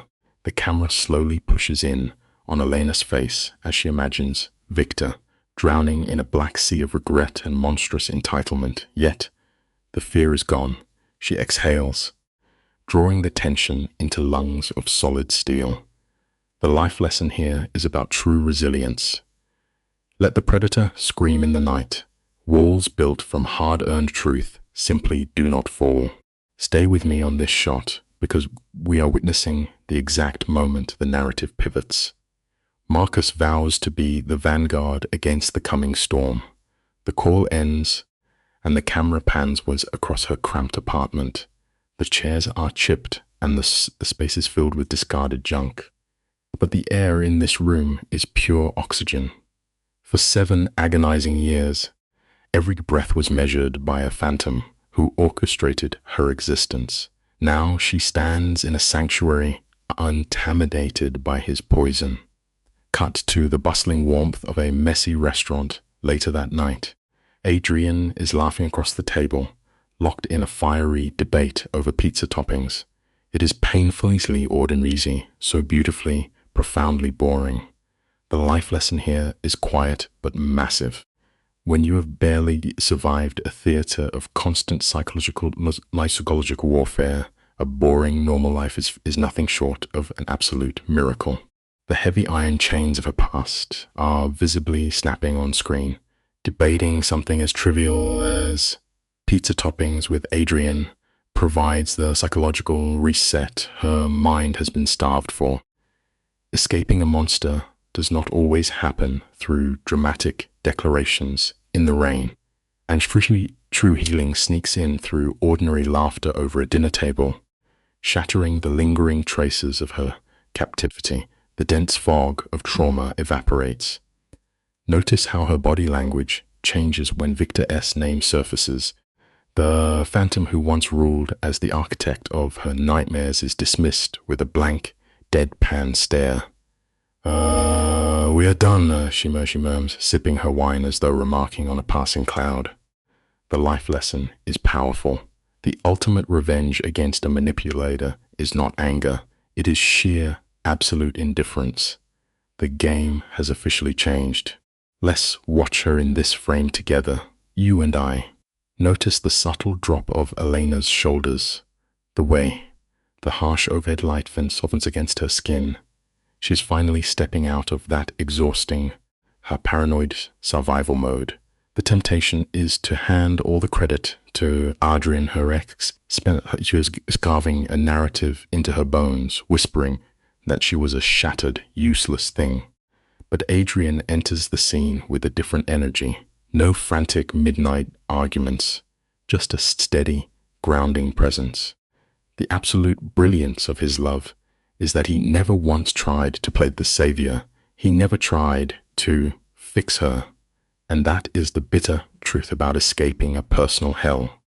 You never need a knight on a white horse to rescue you. You only need a genuinely safe room where your soul can finally stitch itself back together. The camera pulls back, capturing a stunning contrast. The agonizing tension that once ruled her life is melting into a warm, genuine connection. Replacing those sick adrenaline spikes she tragically mistook for love. Suddenly, the sharp ring of Adrian's phone shatters the quiet. A family emergency pulls him away, leaving Elena anchored alone at the table. Her eyes track the soft focus of the room, the couple's clinking wine glasses, the impossibly mundane rhythm of a normal Tuesday night. Her chest physically aches for that simplicity. When your heart has endured the grueling psychological warfare of a deeply broken man, boredom is never a punishment. It becomes the ultimate luxury. It is the only quiet sanctuary where a battered spirit can finally remember how to breathe without anticipating the next blow. The realization washes over her face in a beautifully understated close-up. It lacks the frantic, clawing energy of her old trauma bonds. Instead, it arrives with perfect, devastating clarity. She simply wants Adrian.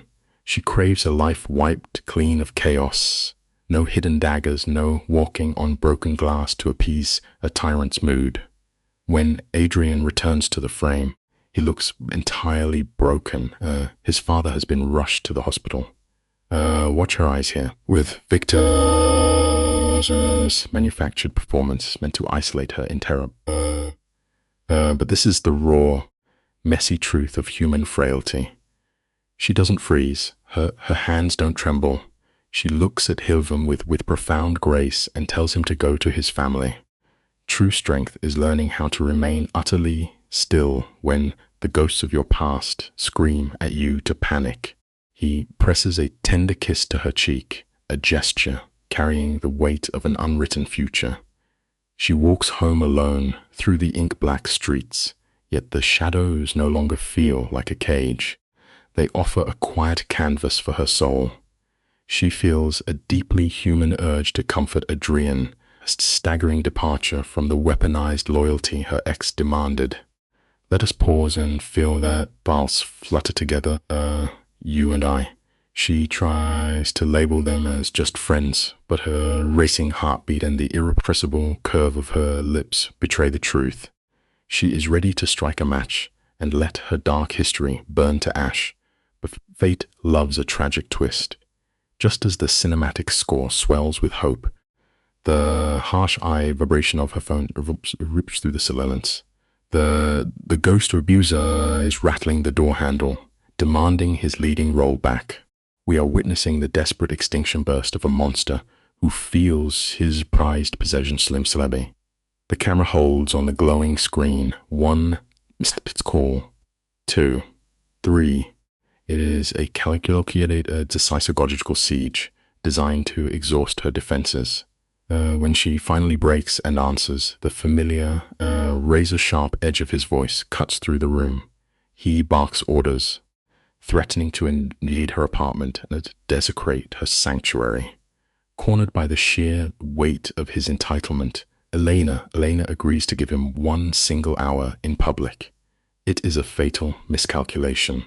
It is the lingering venom of her trauma, that beautifully tragic, deeply buried lie, whispering that you can somehow tame a starving wolf by tossing him 1 final piece of your own heart. Stick with me on this next frame, because the tension here is absolutely suffocating. A dark, twisted curiosity has taken root in her mind. She wants to see the untouchable villain stripped of his armor. The setting is flawless for a tragedy, a dimly lit, moody bar dripping with shadows. Exactly the kind of stage he used to dominate. She grips a glass of whiskey, the ice clinking against her trembling fingers. Then the heavy wooden door swings open. Victor enters, terrifyingly punctual.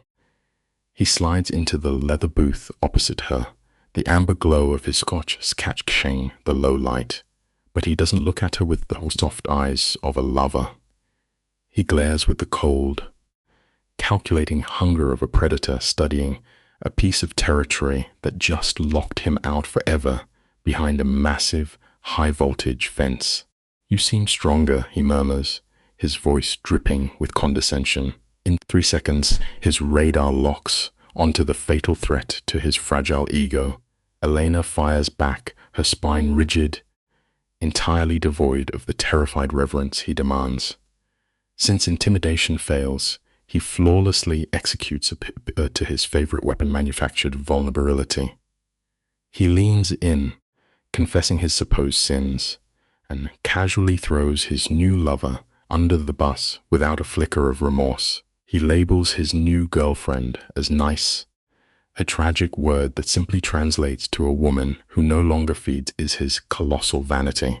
And he looks Elena in the eye and claims he misses her fire. But make no mistake in this scene. He doesn't mourn the loss of her beautiful soul. He merely mourns the loss of the perfect whetstone he used to keep his own arrogance razor sharp. Let us look at this scene together, because Victor is painting a dark masterpiece of manipulation. Elena holds his gaze, her voice steady as she accuses him of wanting a submissive shadow, not a wife. His counter move is a terrifying clinic in narcissism. He flashes a wounded smile and pitches a brand new beginning. Notice the subtlety in his dialogue. He refuses to admit the blood on his hands. Instead, he downgrades his calculated emotional slaughter into clumsy mistakes. Like he simply dropped a glass instead of burning their kingdom to ash. He is rewriting the script in real time, trying to frame her destruction as the prologue to his own redemption arc. Never let a broken man rebrand his intentional cruelty as a tragic accident, just to secure his role as the hero. Watch the deliberate way he closes the distance, his fingers sliding over hers in a devastating close-up. This is not romance. It is a surgical strike aimed directly at the muscle memory of her trauma. He dangles the one prize he withheld for years, the illusion of a true partnership.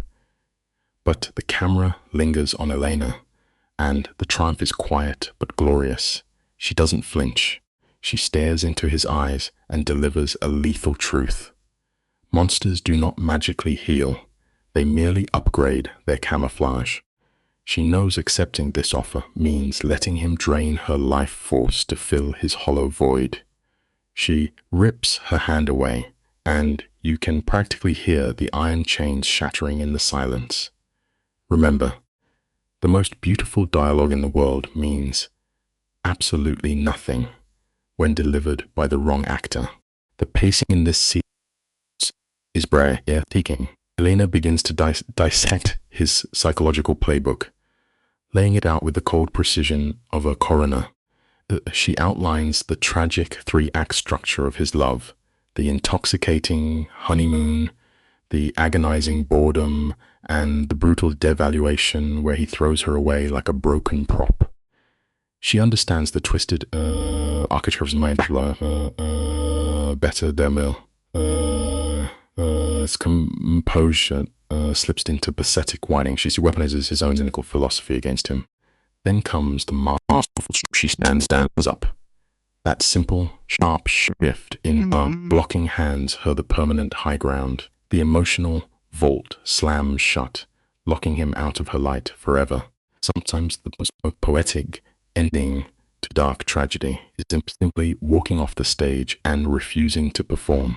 In a desperate bid for control, he drops the heavy artillery, whispering, "I love you." The bitter cinematic irony is overwhelming. He genuinely looks lost, like a fading vampire staring at a shattered mirror. But Elena's gaze holds no sympathy. She realizes he is not pleading for her. He is mourning a ghost. He desperately misses that broken, terrified girl from 7 years ago, the one who bled herself dry to keep his throne polished. But that tragic heroine is dead. Victor is staring at a fierce, hardened stranger who finally owns her own narrative.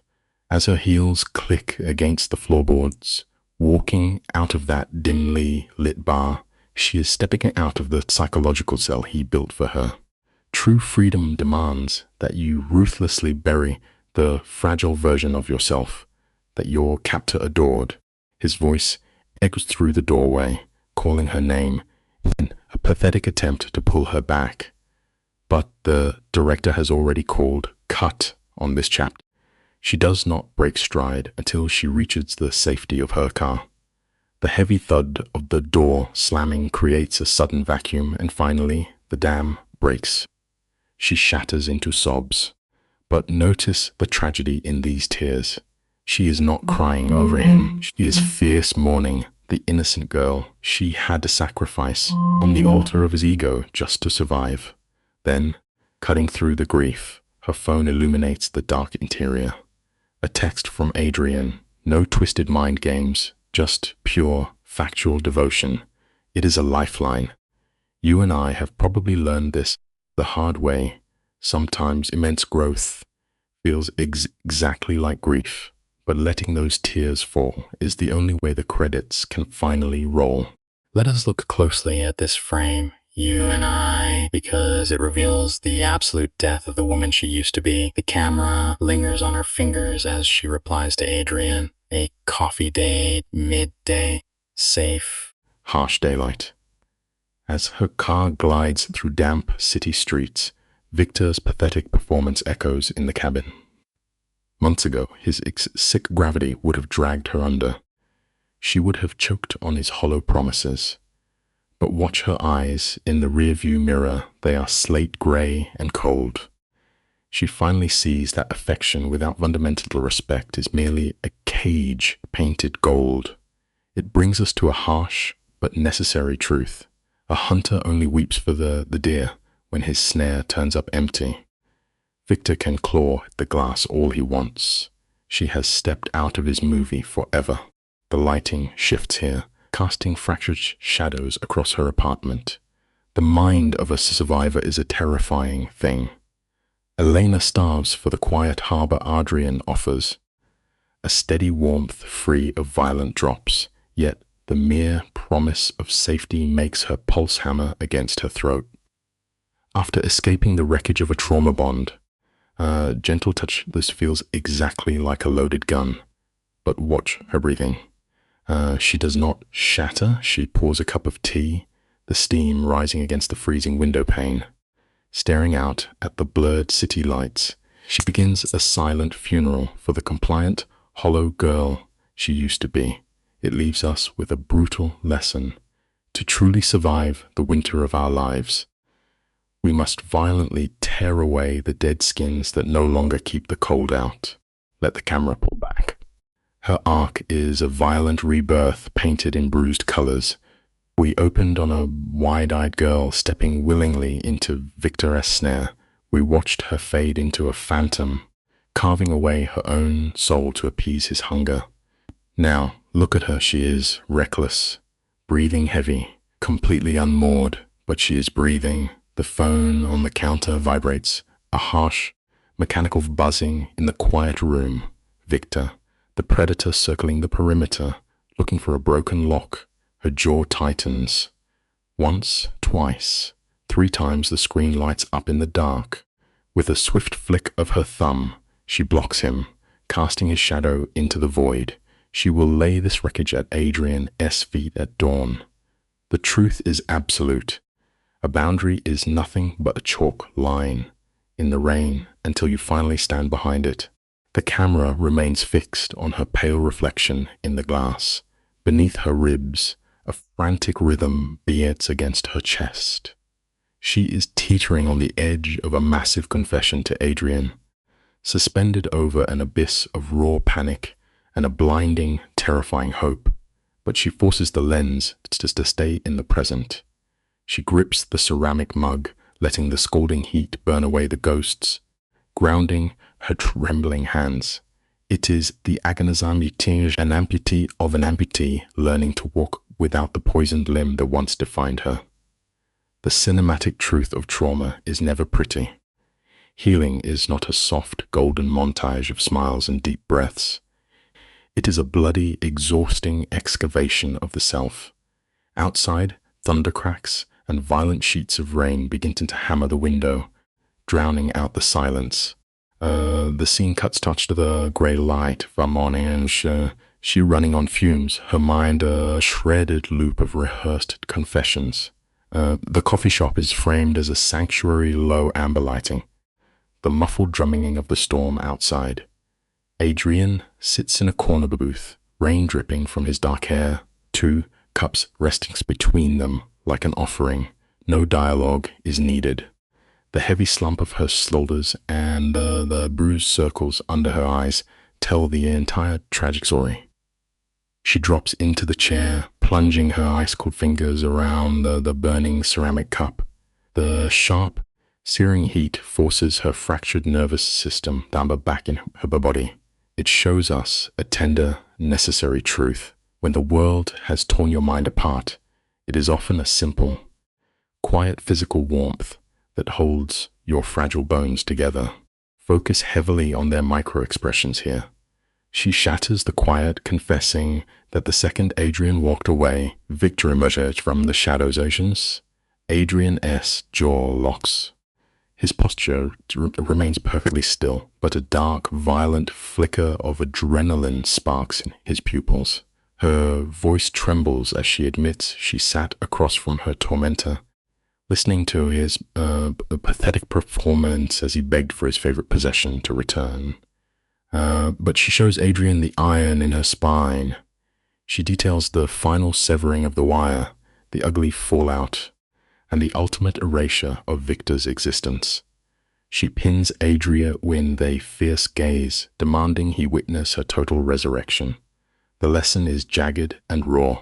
Severing a poisoned root never happens quietly. You must survive the blast wave before you can ever claim the silence. Watch the blocking in this frame.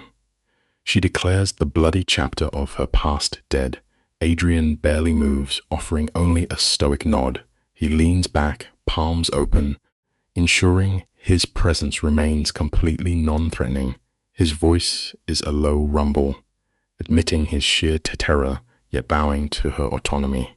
He knows exercising free will is the only cure for a tyrant, Essen, poison. But she lays another small table. She needs him to see she did not just flee the darkness, she actively chose the light. Toward him, Adrian turns to stone, the air completely leaving his lungs. She raises a trembling hand, keeping him quiet. The profound truth of survival is clear here. Freedom is never just running away from the monster. It is standing your ground and consciously choosing who is allowed to hold your heart. The tragic irony hangs thick in the cafe. Adrian freely offered what Victor weaponized, sanctuary without conditions. He sat through her weeping confessions, acting as the anchor while her mind remembered how to smile. Within that safe space, intimacy took root. But when Adrian murmurs a gentle warning suggesting she might be mistaking a survivor's gratitude for genuine love, the temperature drops. Her spine snaps straight. A defensive fire ignites in her eyes. She absolutely refuses to let another man dictate her emotions. She knows the difference between clinging to a life raft and wanting a partner in the storm. It reveals a terrifying truth of the human condition. The ultimate leap of faith is unclenching your fists and trusting your own shattered heart to love without armor. Step into this frame with me where the story completely tilts. Deliberately, her hand slides across the table, capturing his. The camera lingers on their fingers. Adrian stares at the contact, dread warring with desire. He is terrified that crossing this boundary will destroy her only safe haven. Beneath her mask, her own pulse is screaming. The ink on her past is barely dry, and the odds of survival are bleak. But her voice is a soft whisper, suggesting this reckless jump is the exact cure they both require. Adrian drowns in the heavy silence, agonizing over the edge. Slowly, his hand turns, his grip tightening hard around hers. He confesses he has been starving for her since the very beginning. The lesson is undeniable. You can never write a new life until you strike a match and let the old pages burn to ash. The lens captures a masterpiece of human fragility. When she pulls down his invisible fortress, the tension drains from Adrian's jaw. His face melts into an exhausted relief and expression that has secretly become her true north. They silently agree they are playing with fire, so they pull the tempo back. No grand declarations. Just two bruised souls breathing in unison while gray rain streaks the glass. For the first time, the frantic screaming in her nervous system fades to a peaceful hum. Her former captor slaughtered her capacity for certainty, but she finally owns her destiny. A harsh vibration from his phone shatters the spell. He must depart, but they lock in a midnight rendezvous. The lesson is profound. True safety is never a guarantee of tomorrow, but the sheer freedom to choose your own path today. The camera angles up as he pauses before the exit. He locks onto her exhausted eyes and quietly calls her brave. She scoffs, bitterly confessing she is merely a drowning woman thrashing in the deep. But Adrian delivers a devastating truth. Genuine courage never feels like a triumph. It tastes only of sheer panic. He leaves a lingering kiss against her temple and vanishes into the storm. As the door swings shut, the iron corset around her ribs finally shatters. The road ahead is littered with glass, but it is hers alone. Then, the glaring light of her burner phone slices through the cafe. A message from Marcus. The tyrant is hunting her shadow again. Without a flinch, a fit of fingers fly across the screen, arming the digital tripwires. A chilling remains. The demons of your past will always return to test the strength of your new locks. The screen flashes as Marcus asks a simple question. Is she surviving? Here is the profound cinematic twist. When her fingers type back the word yes, it is not a hollow lie to appease a captor. It is an undeniable truth.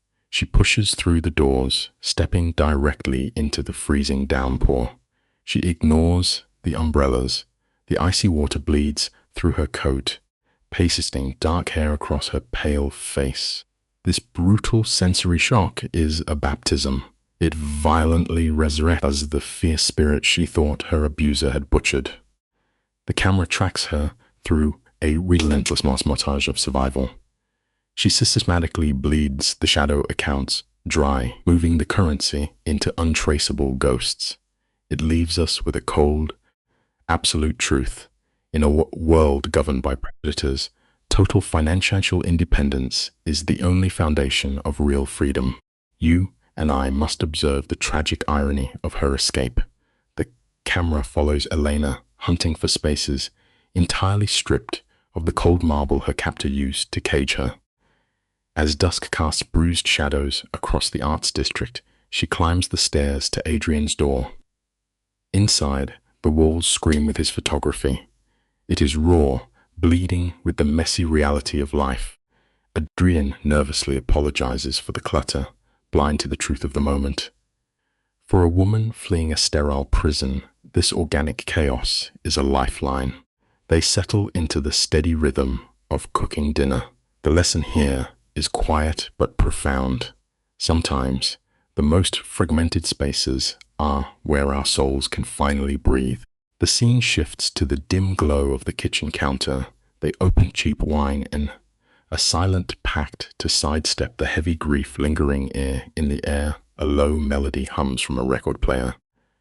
Notice the subtle shift in her posture when she asks the defining question.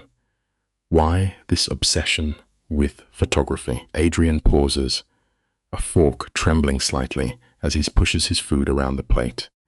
He confesses his desperate need to freeze time. Human life is brutally fragile, he whispers.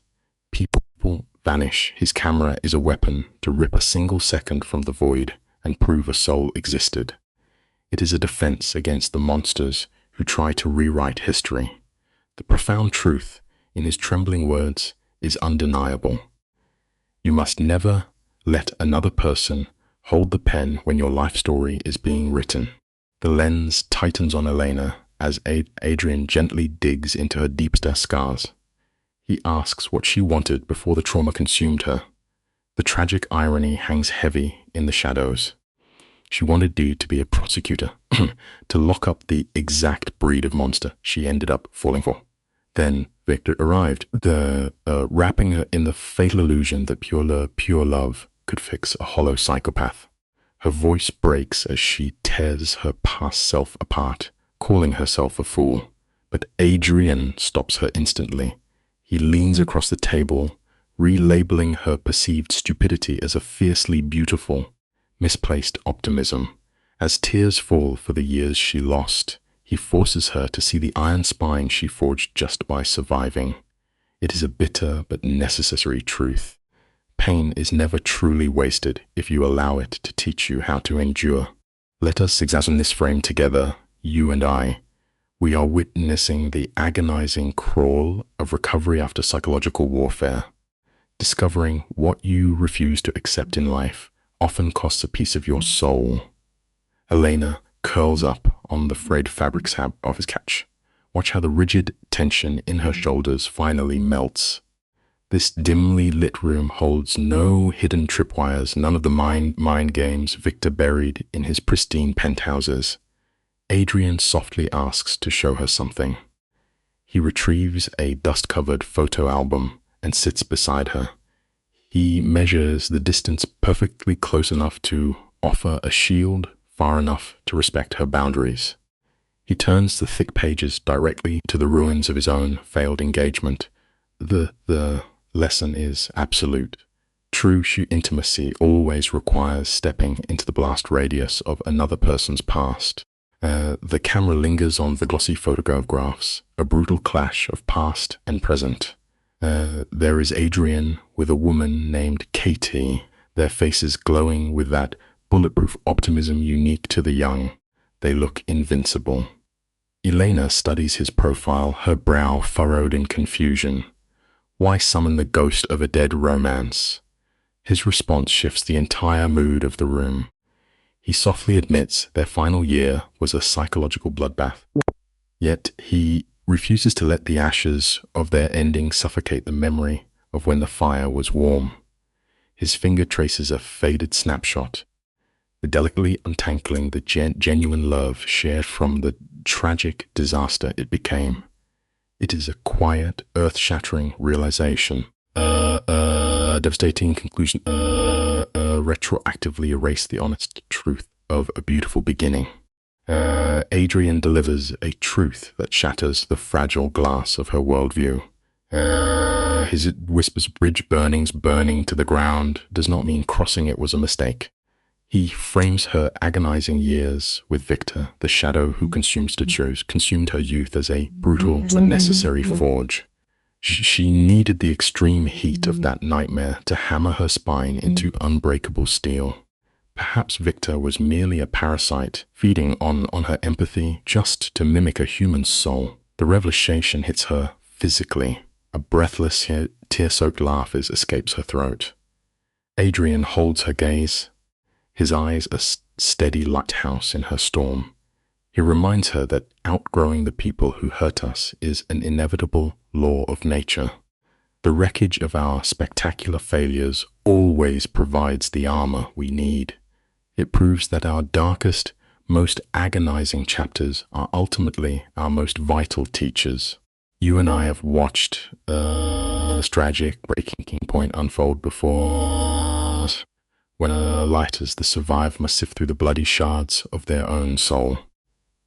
The camera tracks this laser, sliding a fraction closer. Her voice resembles like a dying leaf as she thanked him for looking at her ruined edges without pulling away. The rain beats against the window, isolating them in a perfect sanctuary. Then the emotional dam collapses. She confesses her paralyzing fear that her lingering trauma will rot this new connection. Adrian holds his ground. He anchors her with a look, insisting she is not broken, only bleeding out the poison. He meets her terror with his own, confessing his quiet dread of merely being a temporary bandage for her wounds. Exposing your deepest, ugliest fears to the light is the only true way to completely strip them of their power. Adrian places his bleeding insecurity under the spotlight.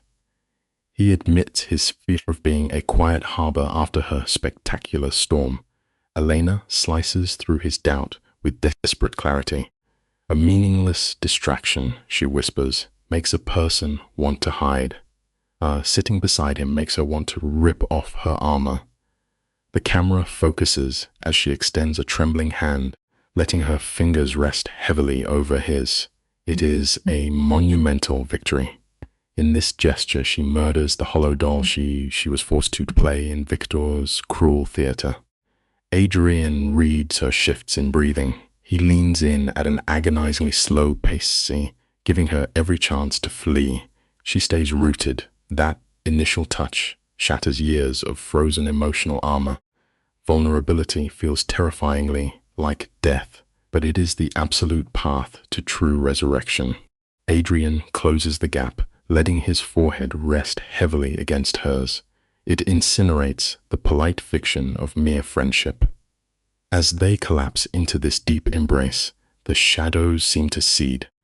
You can almost hear the rusted chains snapping inside Elena's mind. She is not breaking down. She is prying open a vault she welded shut to survive. The cinematic contrast is blinding. Life with Victor was a nice psychological blood sport played on a board of pure terror. Here, there are only two damaged equals bathed in dim yellow light, pushing their ugliest truths to the center of the table. They remain anchored to the stick cushions with Gordon's long past midnight, navigating the terrifying labyrinth of human trust. The softest, most silent moments in our lives usually demand the most brutal acts of courage. Stick with me here, because this is the precise frame where the ghost of her trauma bond turns to ash. They do exchange extraterrestrial vows. They merely breathe in the fragile space between them. Adrian escorts her into the biting rain. His hand lingers on her arm, betraying a quiet panic as he orders her to text him the second she is safe. As Elena walks into the darkness, the suffocating dread in her chest is replaced by a terrifying hope. Earlier, she asked for proof that this would not end in ruin. His answer was a melancholic smile and an admission of having zero evidence, only a fierce choice to believe in her. That is the beautiful difference. Her past was a hostage negotiation managed by paralyzing fear. This new connection requires a blind step off a cliff. True faith is the absolute only force capable of severing our heaviest chains. Let us pause the reel right here. You and I look closely at Elena's expression. For the first time in years, she opens her eyes to the morning light because she wants to exist, not because she fears the punishment of oversleeping. The camera follows through a montage of aggressively exquisite moments over the next few weeks. Sipping black coffee, strolling down unremarkable streets, letting the cold harbor wind whip across her unbothered face. She has traded the gilded, suffocating cage of Victor's empire for a cramped, sun-drenched apartment that belongs entirely to her. The ultimate truth revealed in these frames is profoundly simple. Genuine healing does not arrive with a dramatic orchestral swell or explosive victories. It arrives as a quiet, beautifully boring piece that your battered nervous system finally accepts as safe. Let the camera drift to Adrian, lingering in the soft, out-of-focus background. No grandiose monologues, just the quiet click of his shutter. He captures her in the fleeting seconds when the heavy, porcelain mask of her trauma slips, revealing the ghost underneath, finally learning to draw breath. She playfully names it an obsession, but he sees the tragedy of a survivor. Then, exactly 3 months in, the lighting shifts. Her friend Marcus calls, his voice heavy with news that forces the air from the room. Victor, the arrogant architect of her misery, has completely destroyed his own gilded life. His pathetic public ruin is absolute. The lesson here is unavoidable. Those who treat human hearts like mere accessories will inevitably shatter every new prize they claim. Stick with me here, because this is where the script defies expectations. You anticipate a triumphant smirk, a swell of vindictive music. Instead, frame Elena in a quiet, sunlit room. She waits for a sickening rush of longing or bitter victory, but only absolute silence answers. Viewing the wreckage of Victor and his frantic descent, she feels only the cold, hollow pity reserved for a tragic stranger. He desperately pulls at invisible strings, begging for her gaze.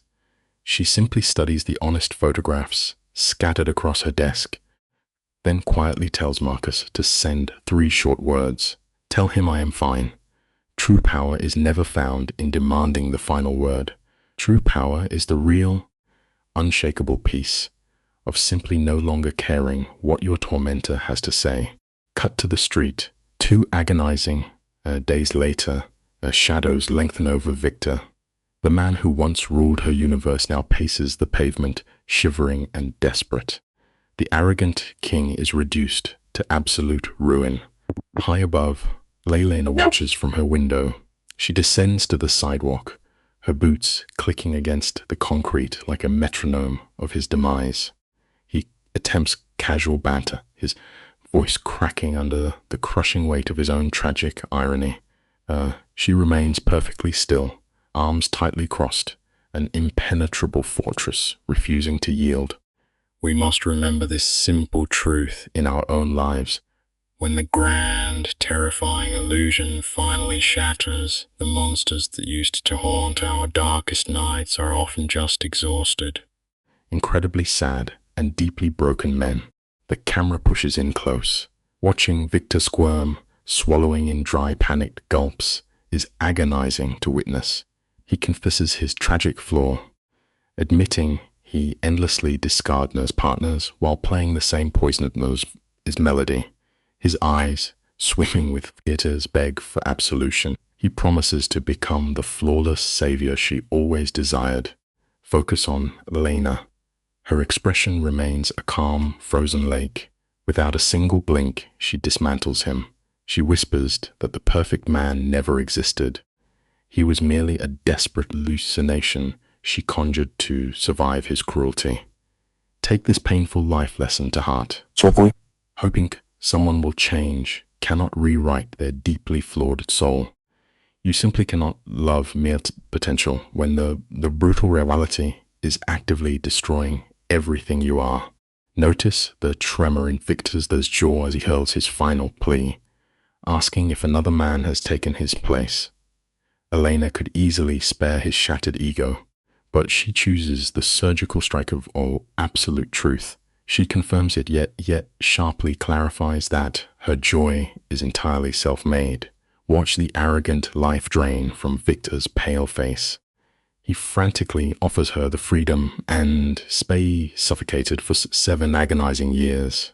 It is a grotesque display. Her eyes pierce straight through his hollow core. You had 84 months to value me, she states coldly, refusing to pause her healing for his sudden revelation.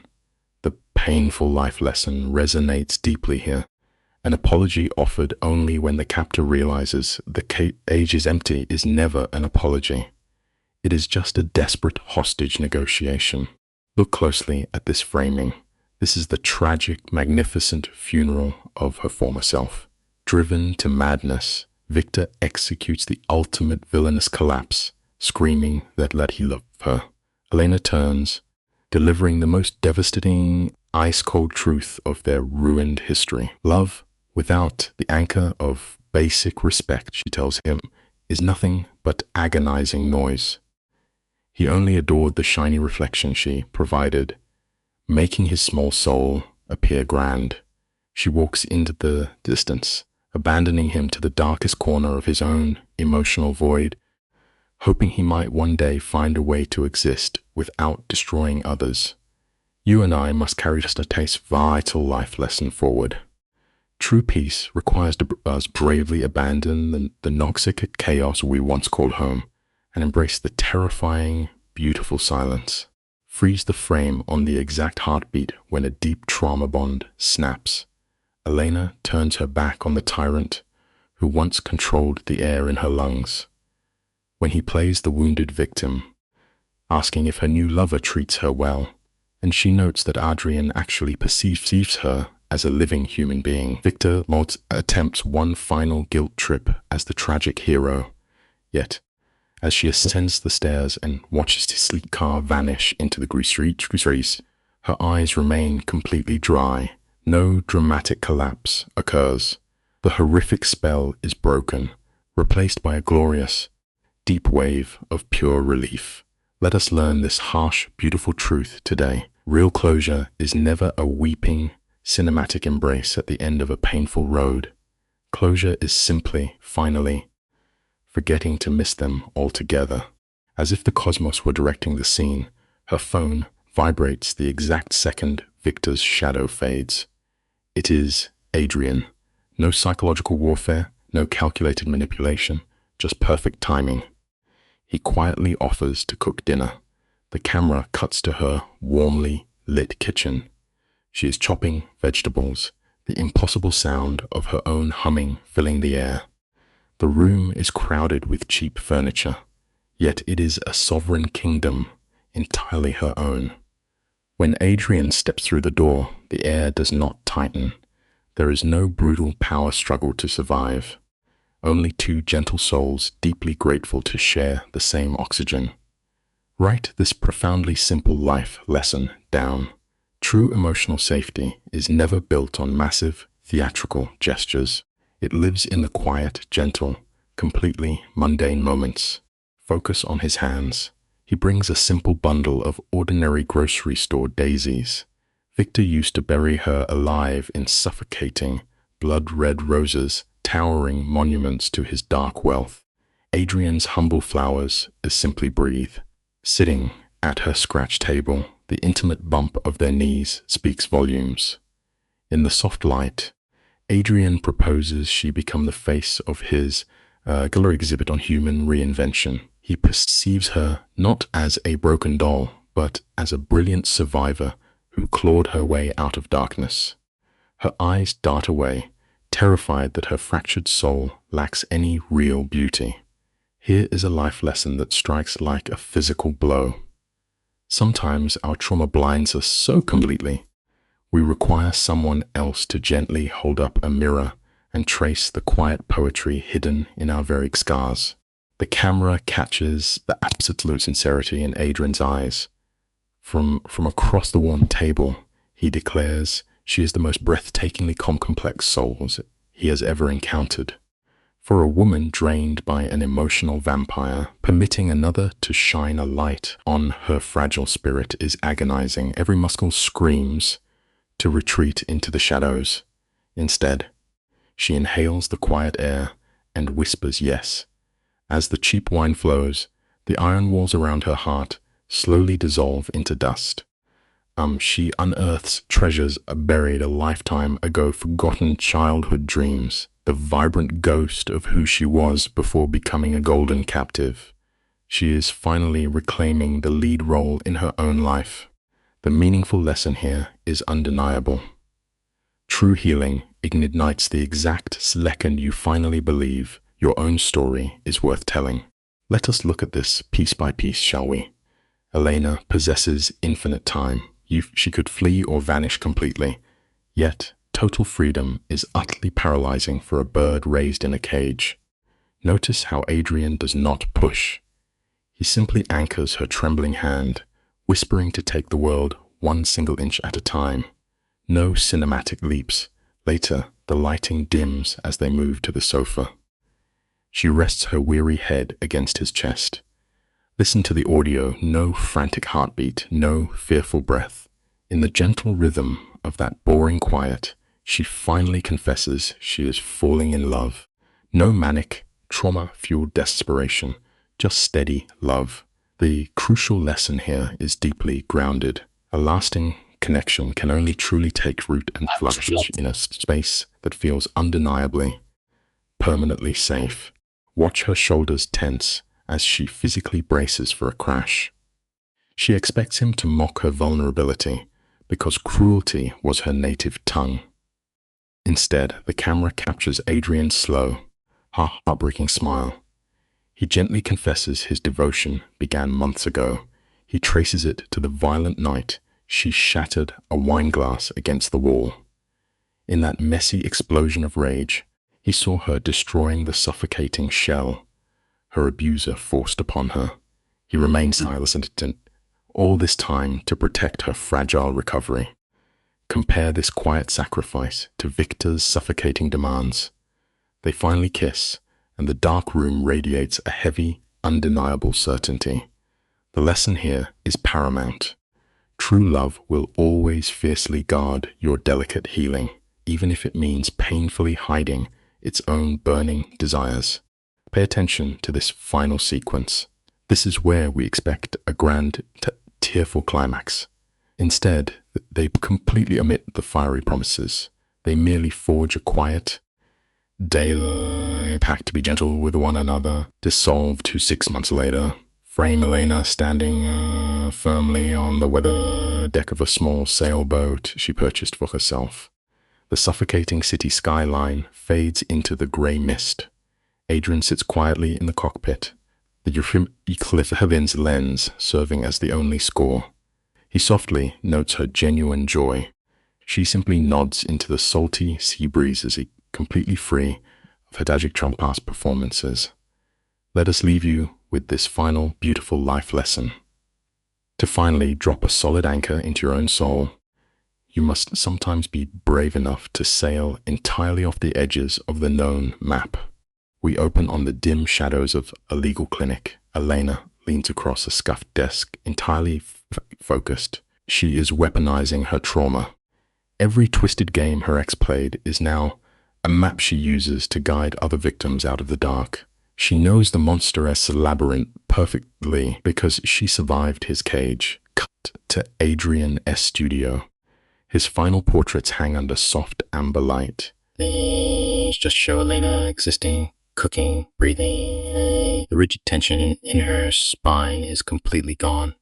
She is no longer scanning the room for danger, and it is a profound revelation. The very wounds that nearly broke her are now the instruments she uses to save others. It leaves us with a beautiful lesson. Your deepest, ugliest scars usually end up being the sharpest tools in your survival kit. Let us pause the frame right here and look at this moment together. The camera lingers on Elena as she studies her portraits. She whispers to Adrian that he made her look brave. He gently shakes his head, replying that the bravery was always there. He simply pointed a lens at it. Suddenly, the harsh buzz of her phone breaks the silence. A text reveals Victor has found a new victim at his elite country club. We expect her to shatter, to scream, or hurl the phone at the wall. Instead, her face goes entirely blank.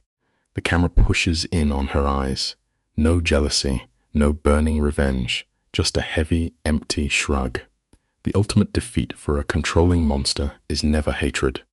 The simple truth is that true freedom is absolute, cold indifference. It is the day you forget they even exist. We watch her hands as she types a polite response, hits send, and drops the phone into her pocket. The scene cuts to the gentle rocking of the boat. Golden hour light washes over them, framing what genuine safety actually looks like. They are two whole humans floating side by side, not broken halves devouring each other. She asks Adrian to stay out longer, watching the heavy orange sun sink into the sea. Heading toward the docks, she stares into the dark water, remembering the terrified, crying girl who signed those papers. The brutal irony of our existence is that healing often feels exactly like dying. You have to ruthlessly burn down the person you used to be, just so the soul you are truly meant to become finally has enough room to breathe. Consider the dark irony playing out here. Society sees a ruined marriage and caused a failure. But honestly, Victor did her the ultimate favor. That nightmare of a man incinerated the weak, naive version of Elena who fell for his trap. He shattered her so deeply that she was forced to forge a spine of steel. We cut to the warm lighting of their kitchen. She reads case files while he chops vegetables. The quiet between them is perfectly comfortable. But then the plot twists. Adrian softly reveals he landed a massive gallery show in New York. It reminds us of a simple, heavy truth.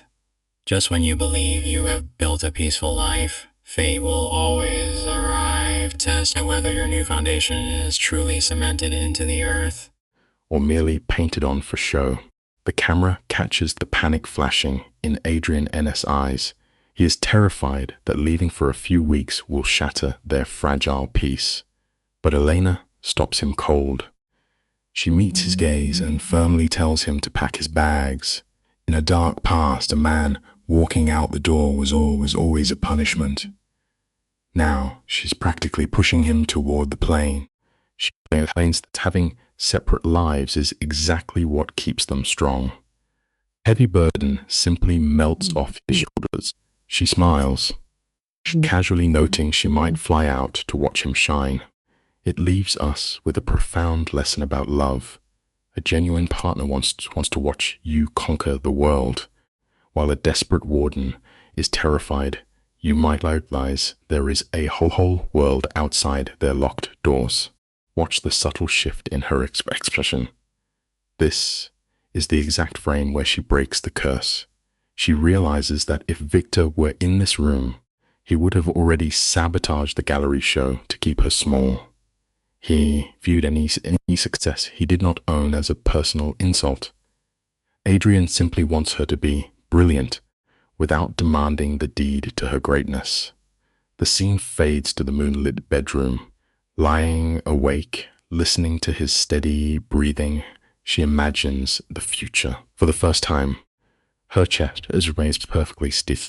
The suffocating panic is dead. She finally grasps a hard lesson of survival. You can never build a safe house on someone else's property, because they will always change the locks. You must lay your own brick and secure your own foundation before letting anyone else inside. Here is the painful truth of this narrative. Victor was the wrecking ball she needed to realize her old house was rotting. Adrian was the solid ground she rested on. But the brutal heavy lifting, that was entirely Elena. She finally slaughtered the lie her trauma sold her. She does not need a savior to justify her heartbeat. She is whole on her own. The film cuts forward. 3 months later, the bright lights of a New York gallery illuminate giant photographs of her survival. Adrian steps up Yang from behind, anxiously asking about the portrait where she is laughing. Elena simply smiles, her eyes shining. The lesson here is undeniable. The ultimate victory against a monster who tried to erase you is looking into the frame and finally recognizing the unbreakable face staring back. Let the stark contrast of this scene wash over you. Elena stands under the gallery lights, watching strangers sip wine while dissecting her psychological scars. Adrian's protective instinct flares. He leans in, offering to tear the prints down if it gets to be too much. Elena's posture is pure iron. She refuses to flinch. She tells him to let them stare. She wants the room to say the messy evidence that getting gangs destroyed is never the final act. She is laying loose gangs, leaving a trail of breadcrumbs for the next victim trapped in the dark. Look, the lesson is clear. Even when it's a sledgehammer to your reality and leaves you with nothing, you can always sweep up, mix them with water, and build a massive new empire from scratch. 0 is merely a starting line. Notice the shift as she commands the narrative.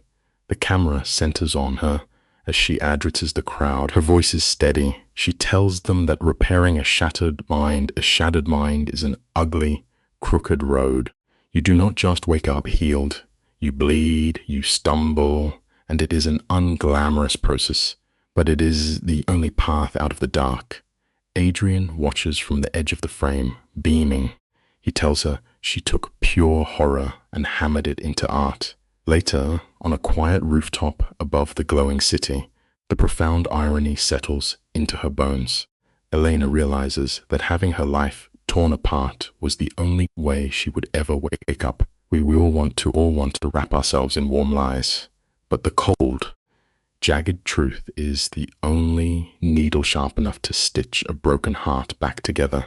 You and I have probably both made this exact mistakes.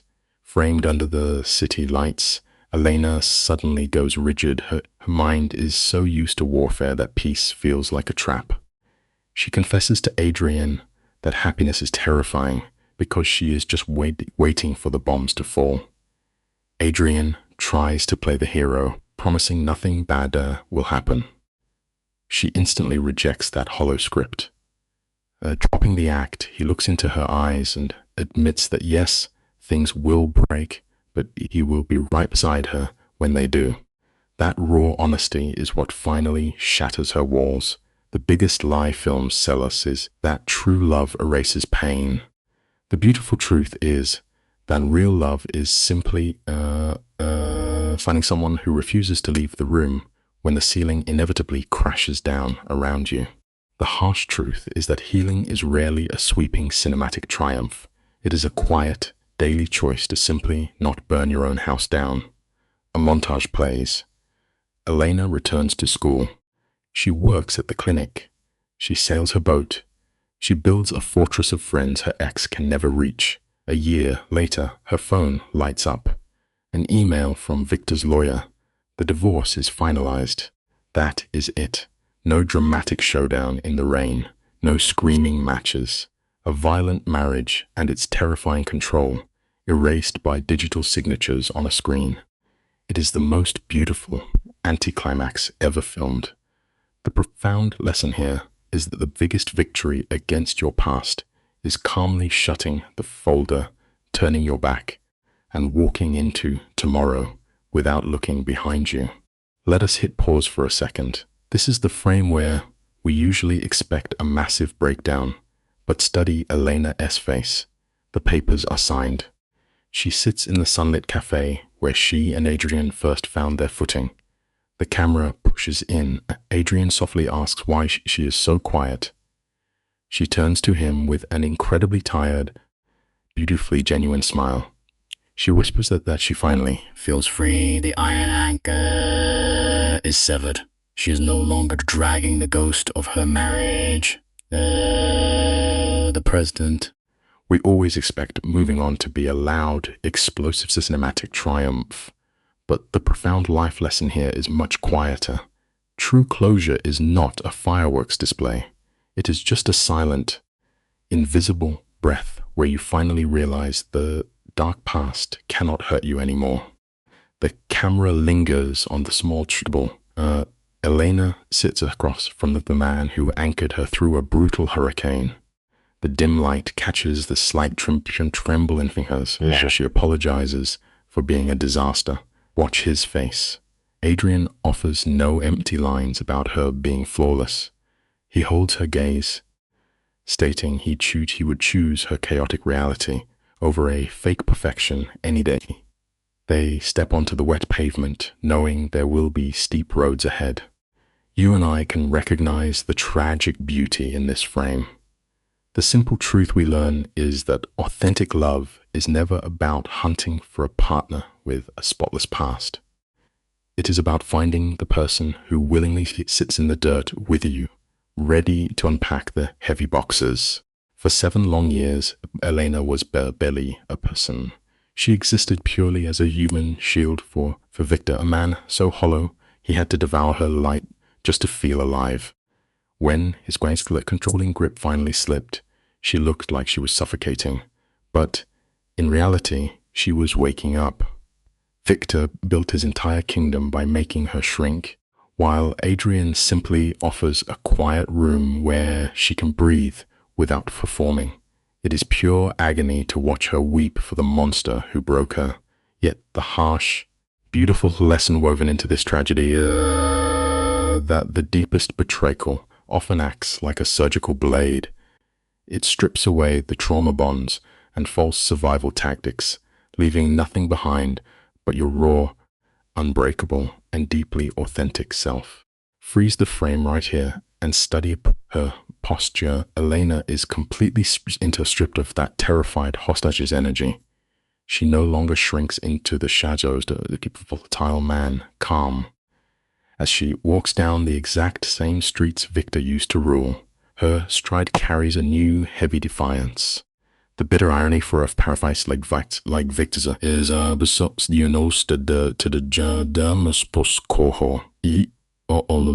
on the quiet doubts she already carried inside. Watching her life burn down in slow motion was pure a tragedy, but it forced her to hit solid rock instead of sinking into his quicksand. The vital lesson here is simple. Recognizing your own immense worth becomes an impenetrable armor and against anyone trying to consume your soul. As the final scene fades to black, the emotional weight of this story settles in our chests. Elena's traded the breathless, loving narcissist for something clean, partnership grounded in radical honesty. She's done a tragic prop on Victor's twisted stage. Notice how she holds her head up now. She is finally writing her own lines. She chooses the unpredictable friction of a real connection, discarding the manufactured roller coaster she once confused with passion. If you and I take one lesson from this darkness, let it be this.